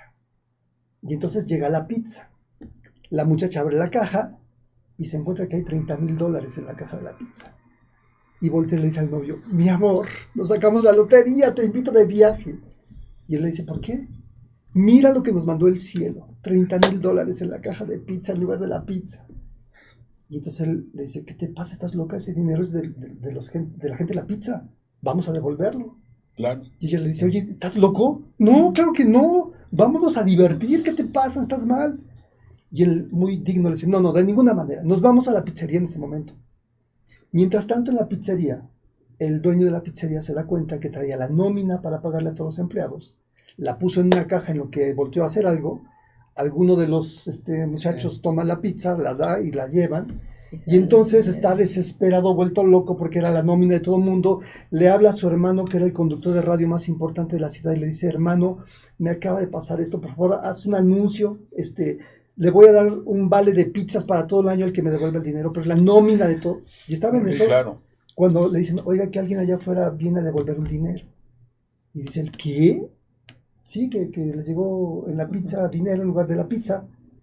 Y le dice a su hermano, no puedo creer que creo que me están devolviendo el dinero. Sale, le dice, sí, dígame. Y le dice, pues oiga señor, yo pedí una pizza de anchoas con pepperoni y me trajeron $, y yo quiero mi pizza de anchoas con pepperoni. Y entonces el hombre sorprendido dice, gracias, qué maravilla, es usted el hombre más honesto de este país. Le voy a dar un vale para que coma pizza todo el tiempo. Y le dice él, no es necesario, deme mi pizza de anchoas con pepperoni y yo ya me voy. Y le dice, no, ¿sabe qué? Estoy hablando con mi hermano, que es el conductor de radio más importante de esta ciudad. Por favor, deme su nombre. Tenemos que anunciar que usted es una persona tan honesta que trajo el dinero en lugar de robárselo. Muchísimas gracias. Todos aquí se lo agradecemos. Y el hombre le dice, no es necesario, nada más deme mi pizza y yo ya me voy. Sí, no, bueno, además humilde. No, por favor, no lo voy a dejar ir si no me da su nombre. Y ahí están en la rebatinga hasta que el hombre se desespera y dice, que me dé mi pizza y ya me voy. Le dice, es que no puedo dejarlo ir. O sea, esto que usted hizo es extraordinario. Le dice, con un carajo. ¿Qué no ve que yo ahorita debería estar trabajando y estaba con mi novia, y soy casado y estaba con mi novia en el hotel? Sí, claro. Me van a caer. ¿Fue honesto? Pues sí, fue honesto. ¿Fue íntegro? No fue íntegro. ¿No? Depende del ámbito con quien era íntegro. Ahora, me gustó mucho eso. Perdón, no te interrumpo, continúa. Y entonces, ese es algo que tenemos que cuidar con cada uno de nosotros. Y es muy difícil ser íntegros. No es fácil. O sea, todos, es que me agarró el policía y traigo a mi esposa enferma y la multa no traía la verificación, entonces le doy una mordidita. Es un tema muy complicado, ¿no? Claro. Pero si no entramos a reflexionarlo, a ponerlo sobre la mesa, a darle a nuestros hijos la opción de actuar de una u otra manera, de pronto caemos en la sociedad que hoy hemos tenido, ¿no? Y que bueno, creo que son cosas que, yo insisto mucho, hay que tener tiempo para los hijos y hay que tener la visión por lo menos de tratar de ser lo más íntegros posible en nuestras posibilidades para que evitemos un montón de enfermedades, ¿no? Era lo que iba a comentarte, la importancia de lo que señalaste, la calidad y la cantidad de la comunicación en todos los ámbitos. Me gustó mucho el aspecto que le estás dando y hasta para la gente que nos está escuchando, de lo que es los diferentes países y que hay veces que es chocante. Porque esta situación puede ser en nuestro país de lo más sorprendente. Y sin embargo, tú te vas a otros países como Canadá, como Noruega, como en un momento dado hasta España, en fin. Y esto que estás señalando es el día a día. Sí. Tú puedes estar como ahorita charlando y dejo aquí mi portafolio o algo y por obvio de que, caray, ya me están esperando pacientes. Y sales y dices después, ¿a dónde dejé mi portafolio? Y ten la seguridad, porque yo lo viví en Canadá, que regresas y la gente ya lo tiene en una bolsa y etiquetado con la hora por si ibas a regresar a preguntar por tu pertenencia. Y aquí lamentablemente volvemos a caer a lo mismo, y que no se malinterprete el concepto, pero somos un país que no tiene educación y que lamentablemente ahora que lo estamos viviendo en este tipo de situación que nos permite hacer una remembranza histórica de lo que teníamos antes, y por eso señalaba lo que era regresar a la escuela, porque todavía en la preparatoria, ¿cuántos profesores tenían una visión a futuro? Y que actualmente no lo sé, qué es lo que ha sucedido, que todos creen que se va a resolver como una varita mágica de virtud, y no estamos viendo ningún programa a futuro. Porque ¿cuántos de nosotros, dentro de las materias, que no sé si era literatura o algo por el estilo, nos dejaban leer El arte de amar de Erich Fromm? Sí. Tus zonas erróneas de Desmond Harris, lo que tú quieras, ¿sí? El lobo estepario de Hermann Hesse, etcétera, etcétera, y que era muy importante para Demián romper ese cascarón de lo que tú mencionas y volverte independiente, pero con bases sólidas. Y la otra circunstancia para las gentes que hablan hasta y les gusta el cine, de la película esta de Por la Libre, ¿sí? Que en un momento dado, magníficos actores, y que cuando tienen el problema de echar las cenizas al mar de su abuelo, todo lo que modifica su vida, y cuando están los dos protagonistas, Cochero y Rodrigo, y le dice, ¿cuáles son las situaciones que recuerdas de mi abuelo? En una ocasión que estaban discutiendo mis papás y que ya estaban hasta la madre, le hablé a mi abuelo, me habló, me dijo que iba a venir por mí, me llevó a comer un helado, me subí a la torre latinoamericana, vimos toda la ciudad y para mí fue maravilloso. ¿Por qué es lo que comento? Porque técnicamente hasta con esto que estoy señalando, el ser humano debe de tener un ámbito de lo que es la rigidez y la flexibilidad, en el sentido de que somos una esponja y que estamos diario percibiendo distintos tipos de estímulos, y dependiendo de nuestra experiencia propia o adquirida, tenemos que saberla manejar y modificar. No hay contexto de lo bueno o lo malo, porque eso nunca ha existido. Actualmente lo que debemos de ser es prácticos. Y si efectivamente hablamos del bien común, vamos a hablarle así, lo tenemos que no aparentar, lo tenemos que demostrar. Y es lo que hace este programa. Claro, y que además vale la pena comentar y reiterar que es sin fines de lucro, es un programa donde lo que nos mueve es precisamente ese deseo de colaborar, de aportar aspectos que puedan generar mejores condiciones de bienestar. Y creo que eso que comenta, doctor, también hace énfasis en la importancia de la calidad de los vínculos, ¿no? Que se vayan, y de la atención y de la comunicación. Y bueno, pues tenemos aquí más preguntas, doctor, no sé si quieres comentar. Sí. Aquí Federico nos dice, sería bueno que nos explicaran si hay diferencias entre depresión y ansiedad entre niños, adultos y adultos mayores, ya que se ve más en personas de edades medias, pero en extremos no, y también la padecemos y son diferentes problemas. Gracias por tocar estos temas. Sí, sin duda. Normalmente la ansiedad y la depresión en los niños se manifiesta por conductas. Una de las diferencias es que los niños se ponen como más hiperactivos, ¿no? Contrario a lo que pasa con un adulto, que lo vemos apagado, como apático, abúlico. Abúlico significa sin ánimo, sin ganas, ¿no? Sin poder disfrutar nada. Sí, los niños son como hiperactivos, los niños son como groseros, impulsivos, reactivos, ¿no? Es una de las manifestaciones que nos puede llevar a confundirnos. Ya cuando están más grandes, pues típicamente tienen una característica semejante. Ahora, no hay que perder de vista que también dentro de la depresión está lo que se llama la bipolaridad. Hay una depresión que es unipolar quiere decir que es de una forma, y es la que normalmente es depresiva, y la bipolar es porque puedes tener estados de para abajo, de estar triste, de estar apático, pero puedes tener estados de estar como hacia arriba, ansioso, eufórico, te gastas la quincena en una borrachera con tus cuates, tienes relaciones sexuales de manera irresponsable y sin medir ningún riesgo, ¿no? Son formas de manifestación de la depresión en los adultos, ¿no? Sí. Pero ya no pidas pizza. Bueno, tenemos otras preguntas. Dice, doctores, hoy en día el ser humano va en decadencia. Es contradictorio que hoy que tenemos más información en la mano, somos más ignorantes hoy. Gracias por tocar estos excelentes temas, componentes de primer nivel. Saludos y felicidades, Paola. La otra dice, doctores, el problema es que los valores y los principios ya son vistos raros. Hay personas que se burlan cuando actuamos bien y eso es difícil. Excelente tema, Patricia. Doctores, ¿cuándo se puede ver o saber que mi hijo puede tener depresión o ansiedad? ¿Los niños lo pueden padecer? Gracias, Sandra.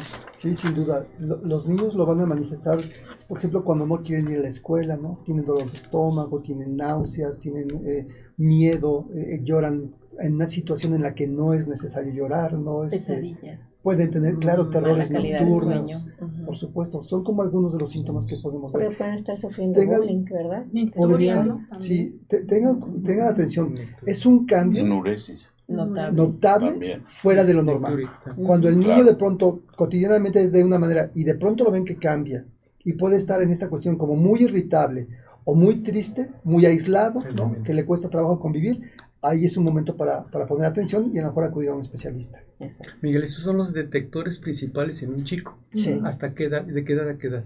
Pues vamos a decir hasta los 12, 13 años, ¿no? Ya a esas edades empezamos a ver como síntomas más característicos del estado de ánimo deprimido, es que se confunden. Creo que la característica con niños chiquitos es esta irritabilidad, hiperactividad, impulsividad que podemos ver, que puede ser depresión. Les decía hace rato, estudios marcan hoy que la gente que está deprimida de adulto empezaron de niños, pero no lo supimos detectar, ¿no? Entonces, si el niño se queja mucho de que no le escuchas, de que no lo quieren, de que no se siente importante, los niños, por ejemplo, que tienen sobrepeso y que tienden a devaluarse o ante el entorno no saberse defender o no poder reconocer sus virtudes, y que hay un mecanismo psíquico que es bien importante de conocer todos lo tenemos, que se llama escisión. Escindirse significa dividirse. Y es una lectura que debemos saber hacer, porque además proviene generalmente de los padres. Es un mecanismo en el que tiendo a ver o todo bueno o todo malo. Si me gratifican, todo es bueno, absolutamente todo es bueno. Y se me olvida todo lo malo. Si me frustran, todo es malo, absolutamente todo es malo. Entonces esto genera una condición en la que nos relacionamos idealizando o devaluando a las personas o a nosotros mismos. Entonces, observa a tu hijo. Si de pronto él se escinde y de pronto cuando gratificas es el más feliz y de pronto cuando lo frustran es el más depresivo, el más triste, el más enojado, quizá ahí tengas que ir con Claro. O sea, Miguel, lo que estoy captando de este punto de vista, el comportamiento de un chico es prácticamente de lo que carece en el hogar. Es la llamada de atención de lo que carece en el hogar. Puede ser una de las llamadas, hay que ver si no hay factores hereditarios, factores químicos, bioquímicos que puedan explicar esto. Pero sí puede ser. O sea, y más hoy que los papás trabajan todo el tiempo, ¿no? Y que o están solos, o los cuida la abuelita, o algo, y puede ser que el niño esté necesitando en el caso de estar en el pad. Sí, ¿cómo? Estar en el pad, o sea, en todo lo que es las redes sociales. Sí, claro. Por supuesto. Es el comportamiento, la expresión. Sí. Exactamente, porque también considerando el proceso de neurodesarrollo, o sea, hay muchas de las formas en que vamos a construir nuestra forma de percibir el mundo, cómo vamos a interpretar lo que nos dan nuestros sentidos, se desarrolla antes que la capacidad verbal, antes que la capacidad de conceptualizar. Eso equivale a desarrollo cerebral y mental más posteriores, a una maduración. Entonces los niños, particularmente los jóvenes en la edad de la pubertad, no tienen todavía la madurez cerebral para poder expresar, para generar una reflexión. Por eso es muy importante que como papás sepamos leer esas conductas, que es la forma en que ellos nos están hablando, que pueden ser conductas o síntomas cuando no tienen, porque no pueden decir que me genera miedo, tengo ansiedad, tengo temor. Es más difícil para ellos, por eso es tan importante el tema de la educación emocional, ¿no? Incluso hay que tener atención, por ejemplo, una de las formas, ahorita lo que dice el doctor es súper importante, porque, por ejemplo, me han tocado niños que llegan porque están haciendo dibujos terroríficos, ¿no? Uh-huh. Con sangre, con cuchillos, y entonces la escuela y los papás ya lo ven como el niño que balaceó a todo el mundo en Estados Unidos, ¿no? No, ojo, mientras el niño se exprese, está drenando, está sacando, y qué bueno que está haciendo el dibujo, hay que explorar, hay que ver por qué un niño está haciendo un dibujo tan violento, pero no lo reprimamos, no le digamos no lo hagas, porque finalmente es una forma de escape. Hay un término en psicología que se llama sublimación. Claro. Sublimar significa que algo negativo lo convierte en algo positivo. Si se acuerdan ustedes de Frida Kahlo, por ejemplo, Claro. bueno, Frida Kahlo tuvo una vida tremenda. Y tiene por ahí un dibujo que se llama Unos cuantos piquetitos, ¿no?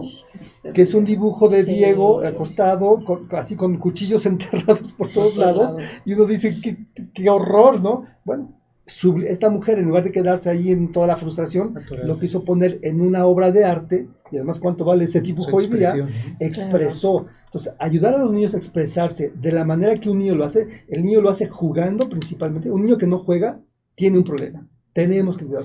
Un niño que canta, que ríe, que brinca, que es molesto, así de que ay, yo no te soporto, está expresando sus emociones, y está encontrando una forma de canalizar algo que no puede poner en palabras, porque además, con respecto a lo que nos comenta la doctora, ¿no? El desarrollo de un niño que no tiene lenguaje, o sea, la forma de expresarse de un niño que no tiene lenguaje, ¿cómo es? Llorando, gritando, conductualmente, ¿no? Uh-huh. Entonces, no debo reprimirlo, debo de entenderlo. Por eso decía al principio, es bien importante que aunque yo no esté de acuerdo, pueda entender lo que está pasando. Porque entonces la interpretación, la acción que voy a tomar puede ser completamente diferente. Si yo digo, es un niño malcriado y grosero, está liberando su tensión y su ansiedad. Bueno, grita, pero no aquí en la sala. Te voy a dar un espacio donde lo puedas hacer. Y también, perdón, sí, doctora. No, adelante. No, es que decía que también respecto a esto, es que es lo que ellos expresan, pero también lo que ellos consumen. Porque muchas de estas temores y ansiedades tienen que ver con los estímulos que están recibiendo. Y si nosotros no tenemos el cuidado de enseñarles a metabolizar esto, a procesarlo, o peor aún, están expuestos a mucha información que puede ser muy difícil de elaborar, o peor, o que se normaliza, cuando en realidad lo que está representando es violencia, hostilidad, maltrato, que se ve como algo normal, pero que internamente genera esas reacciones que luego ellos expresan. Entonces creo que es el camino en dos vías, ¿no? Que expresan, pero también que están consumiendo y que está integrando sus contenidos mentales, ¿no? Aquí es como lo acabamos de señalar. Al menos es generar en todos, porque tenemos la experiencia hasta propia, parafraseando como padres y lo que vivimos, porque una de las cosas que se valora precisamente en el ámbito psicológico, dependiendo del problema al cual nos vamos a enfrentar, es a través de un dibujo. Claro. Dibuja a tu familia, dibuja a tu entorno, dibuja esto, etcétera. ¿Y por qué es tan importante? Porque ahora que pones el ejemplo de lo terrorífico, es como diferentes enfermedades como el Asperger, que en un momento dado, una de las manifestaciones es el tipo de dibujo que ellos están expresando. Y que para muchos, porque es la gran diferenciación, y qué bueno que estás aquí, con la gente que es autista, ¿sí? ¿Cuál es la circunstancia? Que ellos se aíslan, pero obedecen a otro tipo de trastorno más importante. Y ahí vuelvo a retocar, porque mucha gente me podría decir, bueno, ¿y usted por qué maneja eso? Porque muchos de estos pacientes tienen problemas en la columna vertebral. Y parece mentira que una de las cosas que para mí ha hecho que rescatemos eso en niños es la comunicación y el no satanizar o mal ejemplificar los dibujos que en un momento dado ellos realizan. Ahora, punto y aparte, hay otra situación también muy interesante en lo que mencionabas de las comorbilidades, porque un ámbito que debe de estar presente en los niños, principalmente en los que manejan algún tipo de porque ya no se habla como tal de epilepsia, de crisis convulsivas, es que los mismos medicamentos que nosotros estamos prescribiendo fomentan la depresión, la angustia, la psicosis y hasta tendencias esquizofrénicas, sí. Punto y aparte. Y la otra cuestión, para esto no hacerlo más amplio, ¿sí?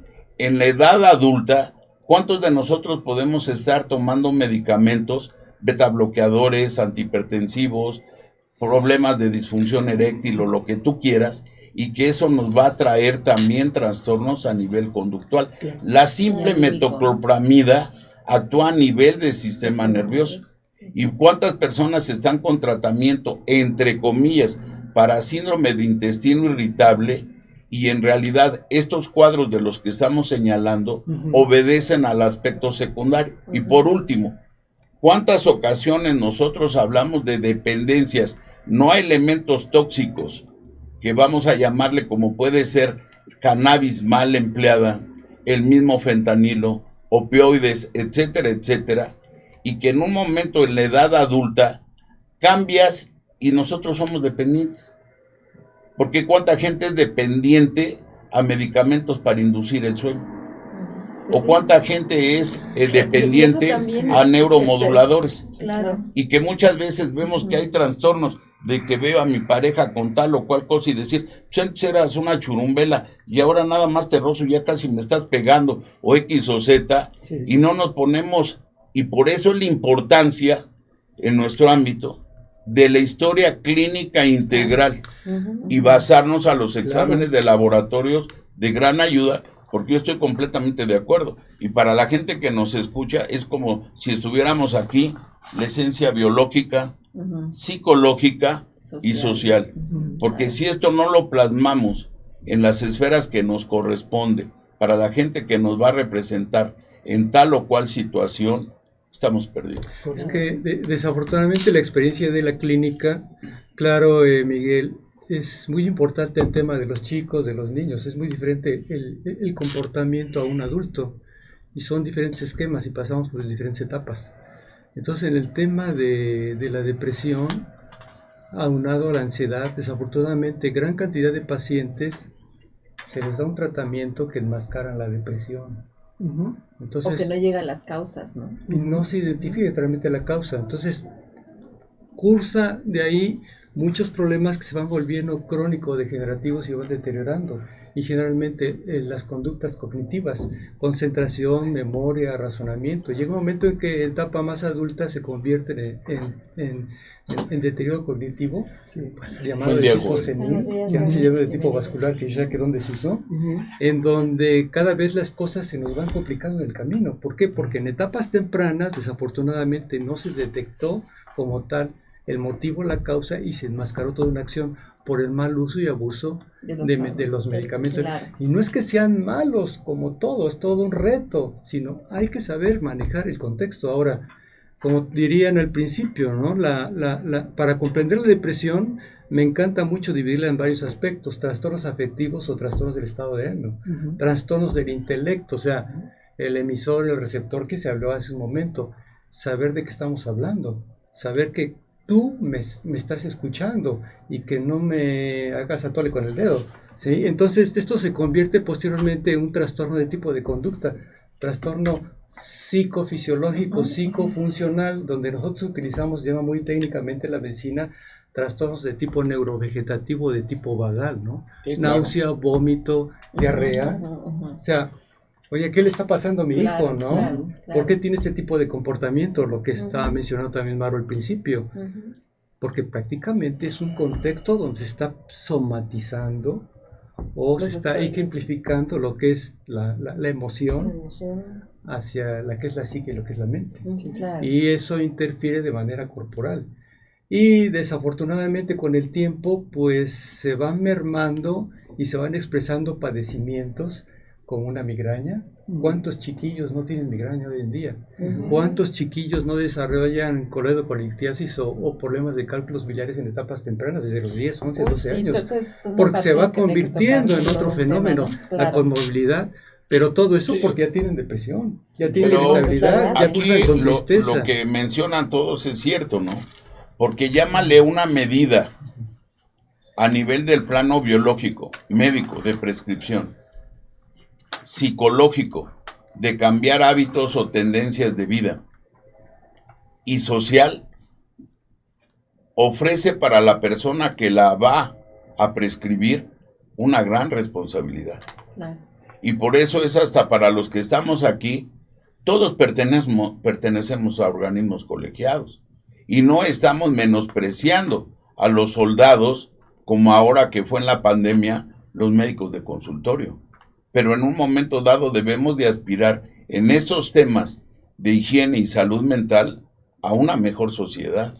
Pero a una mejor sociedad basada en una comunicación adecuada, veraz y oportuna, y que sea real y práctica, porque ahorita no voy a hablar yo de la dopamina, serotonina, y que el CD4, y que esto, y que el otro, y lo que tú si mandes, porque tal vez la población, y es lo interesante para la gente que nos escucha, este tipo de temas está planeado y planteado en un lenguaje práctico, para que en un momento, al final del camino, genere una reflexión, y que pueda consultar a los que estamos aquí presentes, o a quien quieran, pero en un ámbito profesional y no empírico, porque es una sorpresa para mí, se los digo sinceramente, y no tengo nada en contra de medicina que tú ahorita me dirías, es que esa no es tradicional.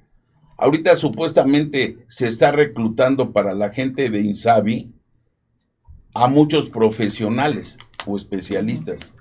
Sí, pero ¿quién se va a ir a trabajar a la sierra de Oaxaca o de Guerrero, lo que tú quieras? Sí. Y entonces eso está dando pie, en lugar de pensar en algo positivo, de manejar una seguridad para los médicos, el que se contrate a curanderos, hierberas, que no lo digo por malo, porque a lo mejor si la herbolaria, a como se entiende en Inglaterra, eso es muy científico, pero no en un momento dado le voy a dar a un curandero de la Merced o a un merólico una plaza, porque como tú no me la estás aceptando para irte a la sierra de Michoacán, pues entonces sí que se vaya para allá, ¿no?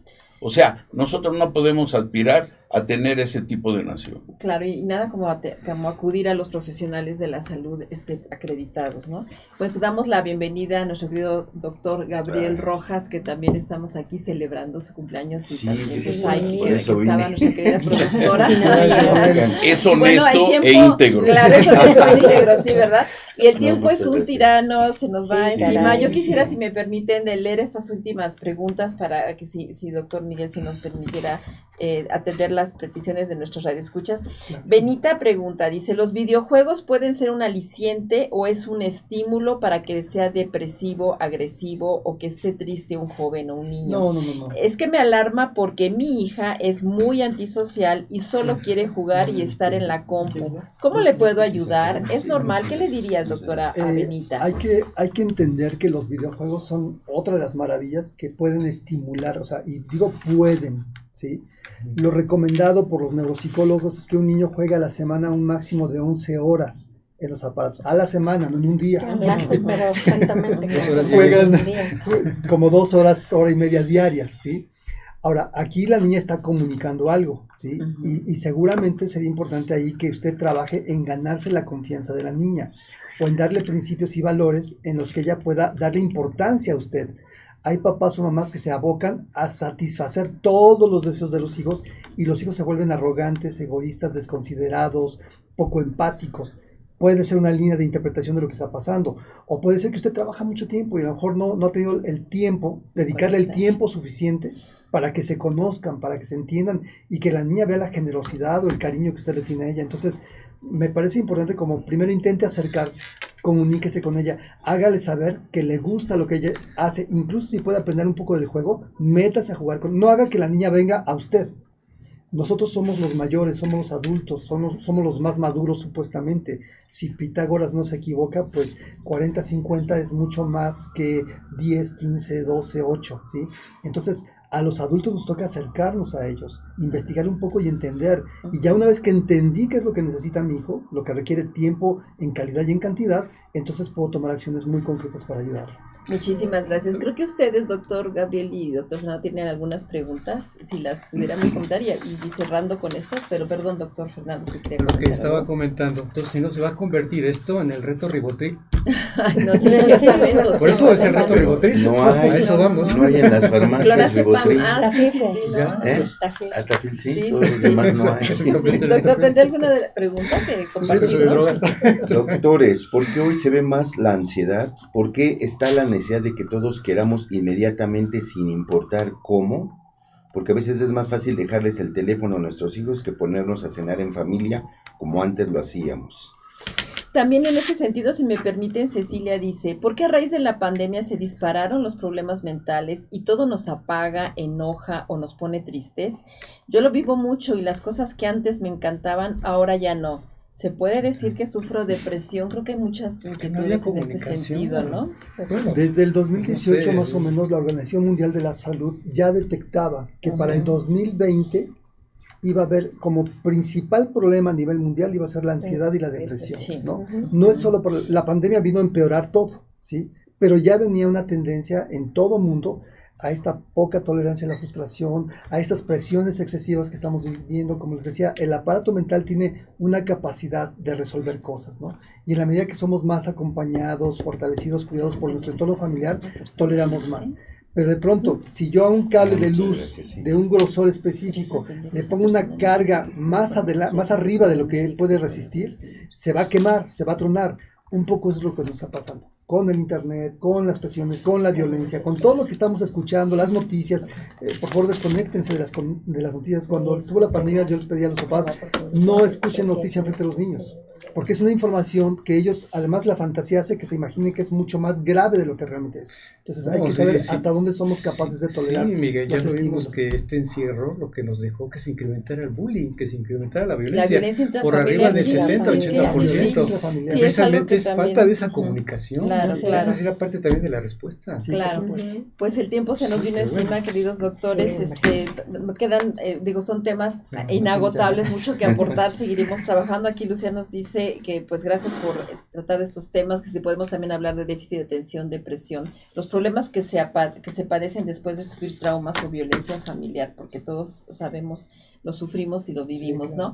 ¿no? Pues muchísimas gracias por su presencia, por su atención, muchísimas gracias, querido Doctora, doctor. muchísimas gracias. Y a por todos, invitarnos. queridos radioescuchas, no dejen de seguirnos en las redes sociales, precisamente Miguel, ¿cómo te estamos podemos en todas las... encontrar? Sí, ¿Puede dar sí. sus datos, por Sí, favor? Pues doctor nuestras Miguel redes Ángel? son Iscalti Psicoterapia. Ujú. Estamos en YouTube como Iscalti México. Tenemos un montón de programas de televisión, de radio, las conferencias que nos damos están ahí en YouTube. Iscalti.com es nuestra página de internet y los teléfonos 55 53 42 2203, 55 53 42 41 94, 55 53 42 55 53 43 58 98. Ahí estamos para Ya servirles. tomamos, vamos a poner los teléfonos en la Están en pantalla. las pantallas. Muchas gracias. Pues oiga, muchísimas Gabriel, gracias, doctor Gabriel. algo que quieras Sí, agregar, por Pues favor. muchas gracias a todos por estar siempre. Acuérdense que estamos en la 10ª temporada. Si se perdieron este programa como yo por cirugía, está en el podcast, en todos los podcasts que ya saben, en todas las plataformas digitales y también en YouTube. Te pedimos que te suscribas a este canal, activa la campanita y síguenos, comparte este video. Pues muchas gracias a todos los compañeros por estar siempre conmigo, por sus felicitaciones, Felicidades ayer por que tu me cumpleaños. felicitaron, gracias también por este detalle y pues qué bueno que estar aquí celebrando, ¿no? Gracias Muchísimas por gracias, todo. queridos radioescuchas. Nos vemos el Gracias, próximo jueves Lilo, a y nos todos. esperamos Gracias a en las todos. redes. Muchísimas gracias por su Y a atención. reflexionar Claro, Sí, y a actuar. y actuar. exacto. Y a informarnos. Sobre Muchísimas gracias. Reto Muy buen día. Ribotril. Reflexiones. Ribotril, no. Nada de Muchísimas gracias. Uso de drogas en general. Voy volando, gracias, Sí, se sí, mucho. sí, sí, Un gracias. gusto volverlos a ver y que me hayan Gracias, invitado. gracias, gracias. Disfruto mucho. La foto, Ah, ahí la van a tomar foto, la foto. la Van a foto. tomar la Hola, ¿qué tal? Soy el doctor Ernesto Santillán, conductor del programa Salud para Todos. dale like a esa campanita y por favor síguenos en Instagram, Facebook, Spotify, iTunes, YouTube, el programa número 1 de temas médicos día a día. Saludos.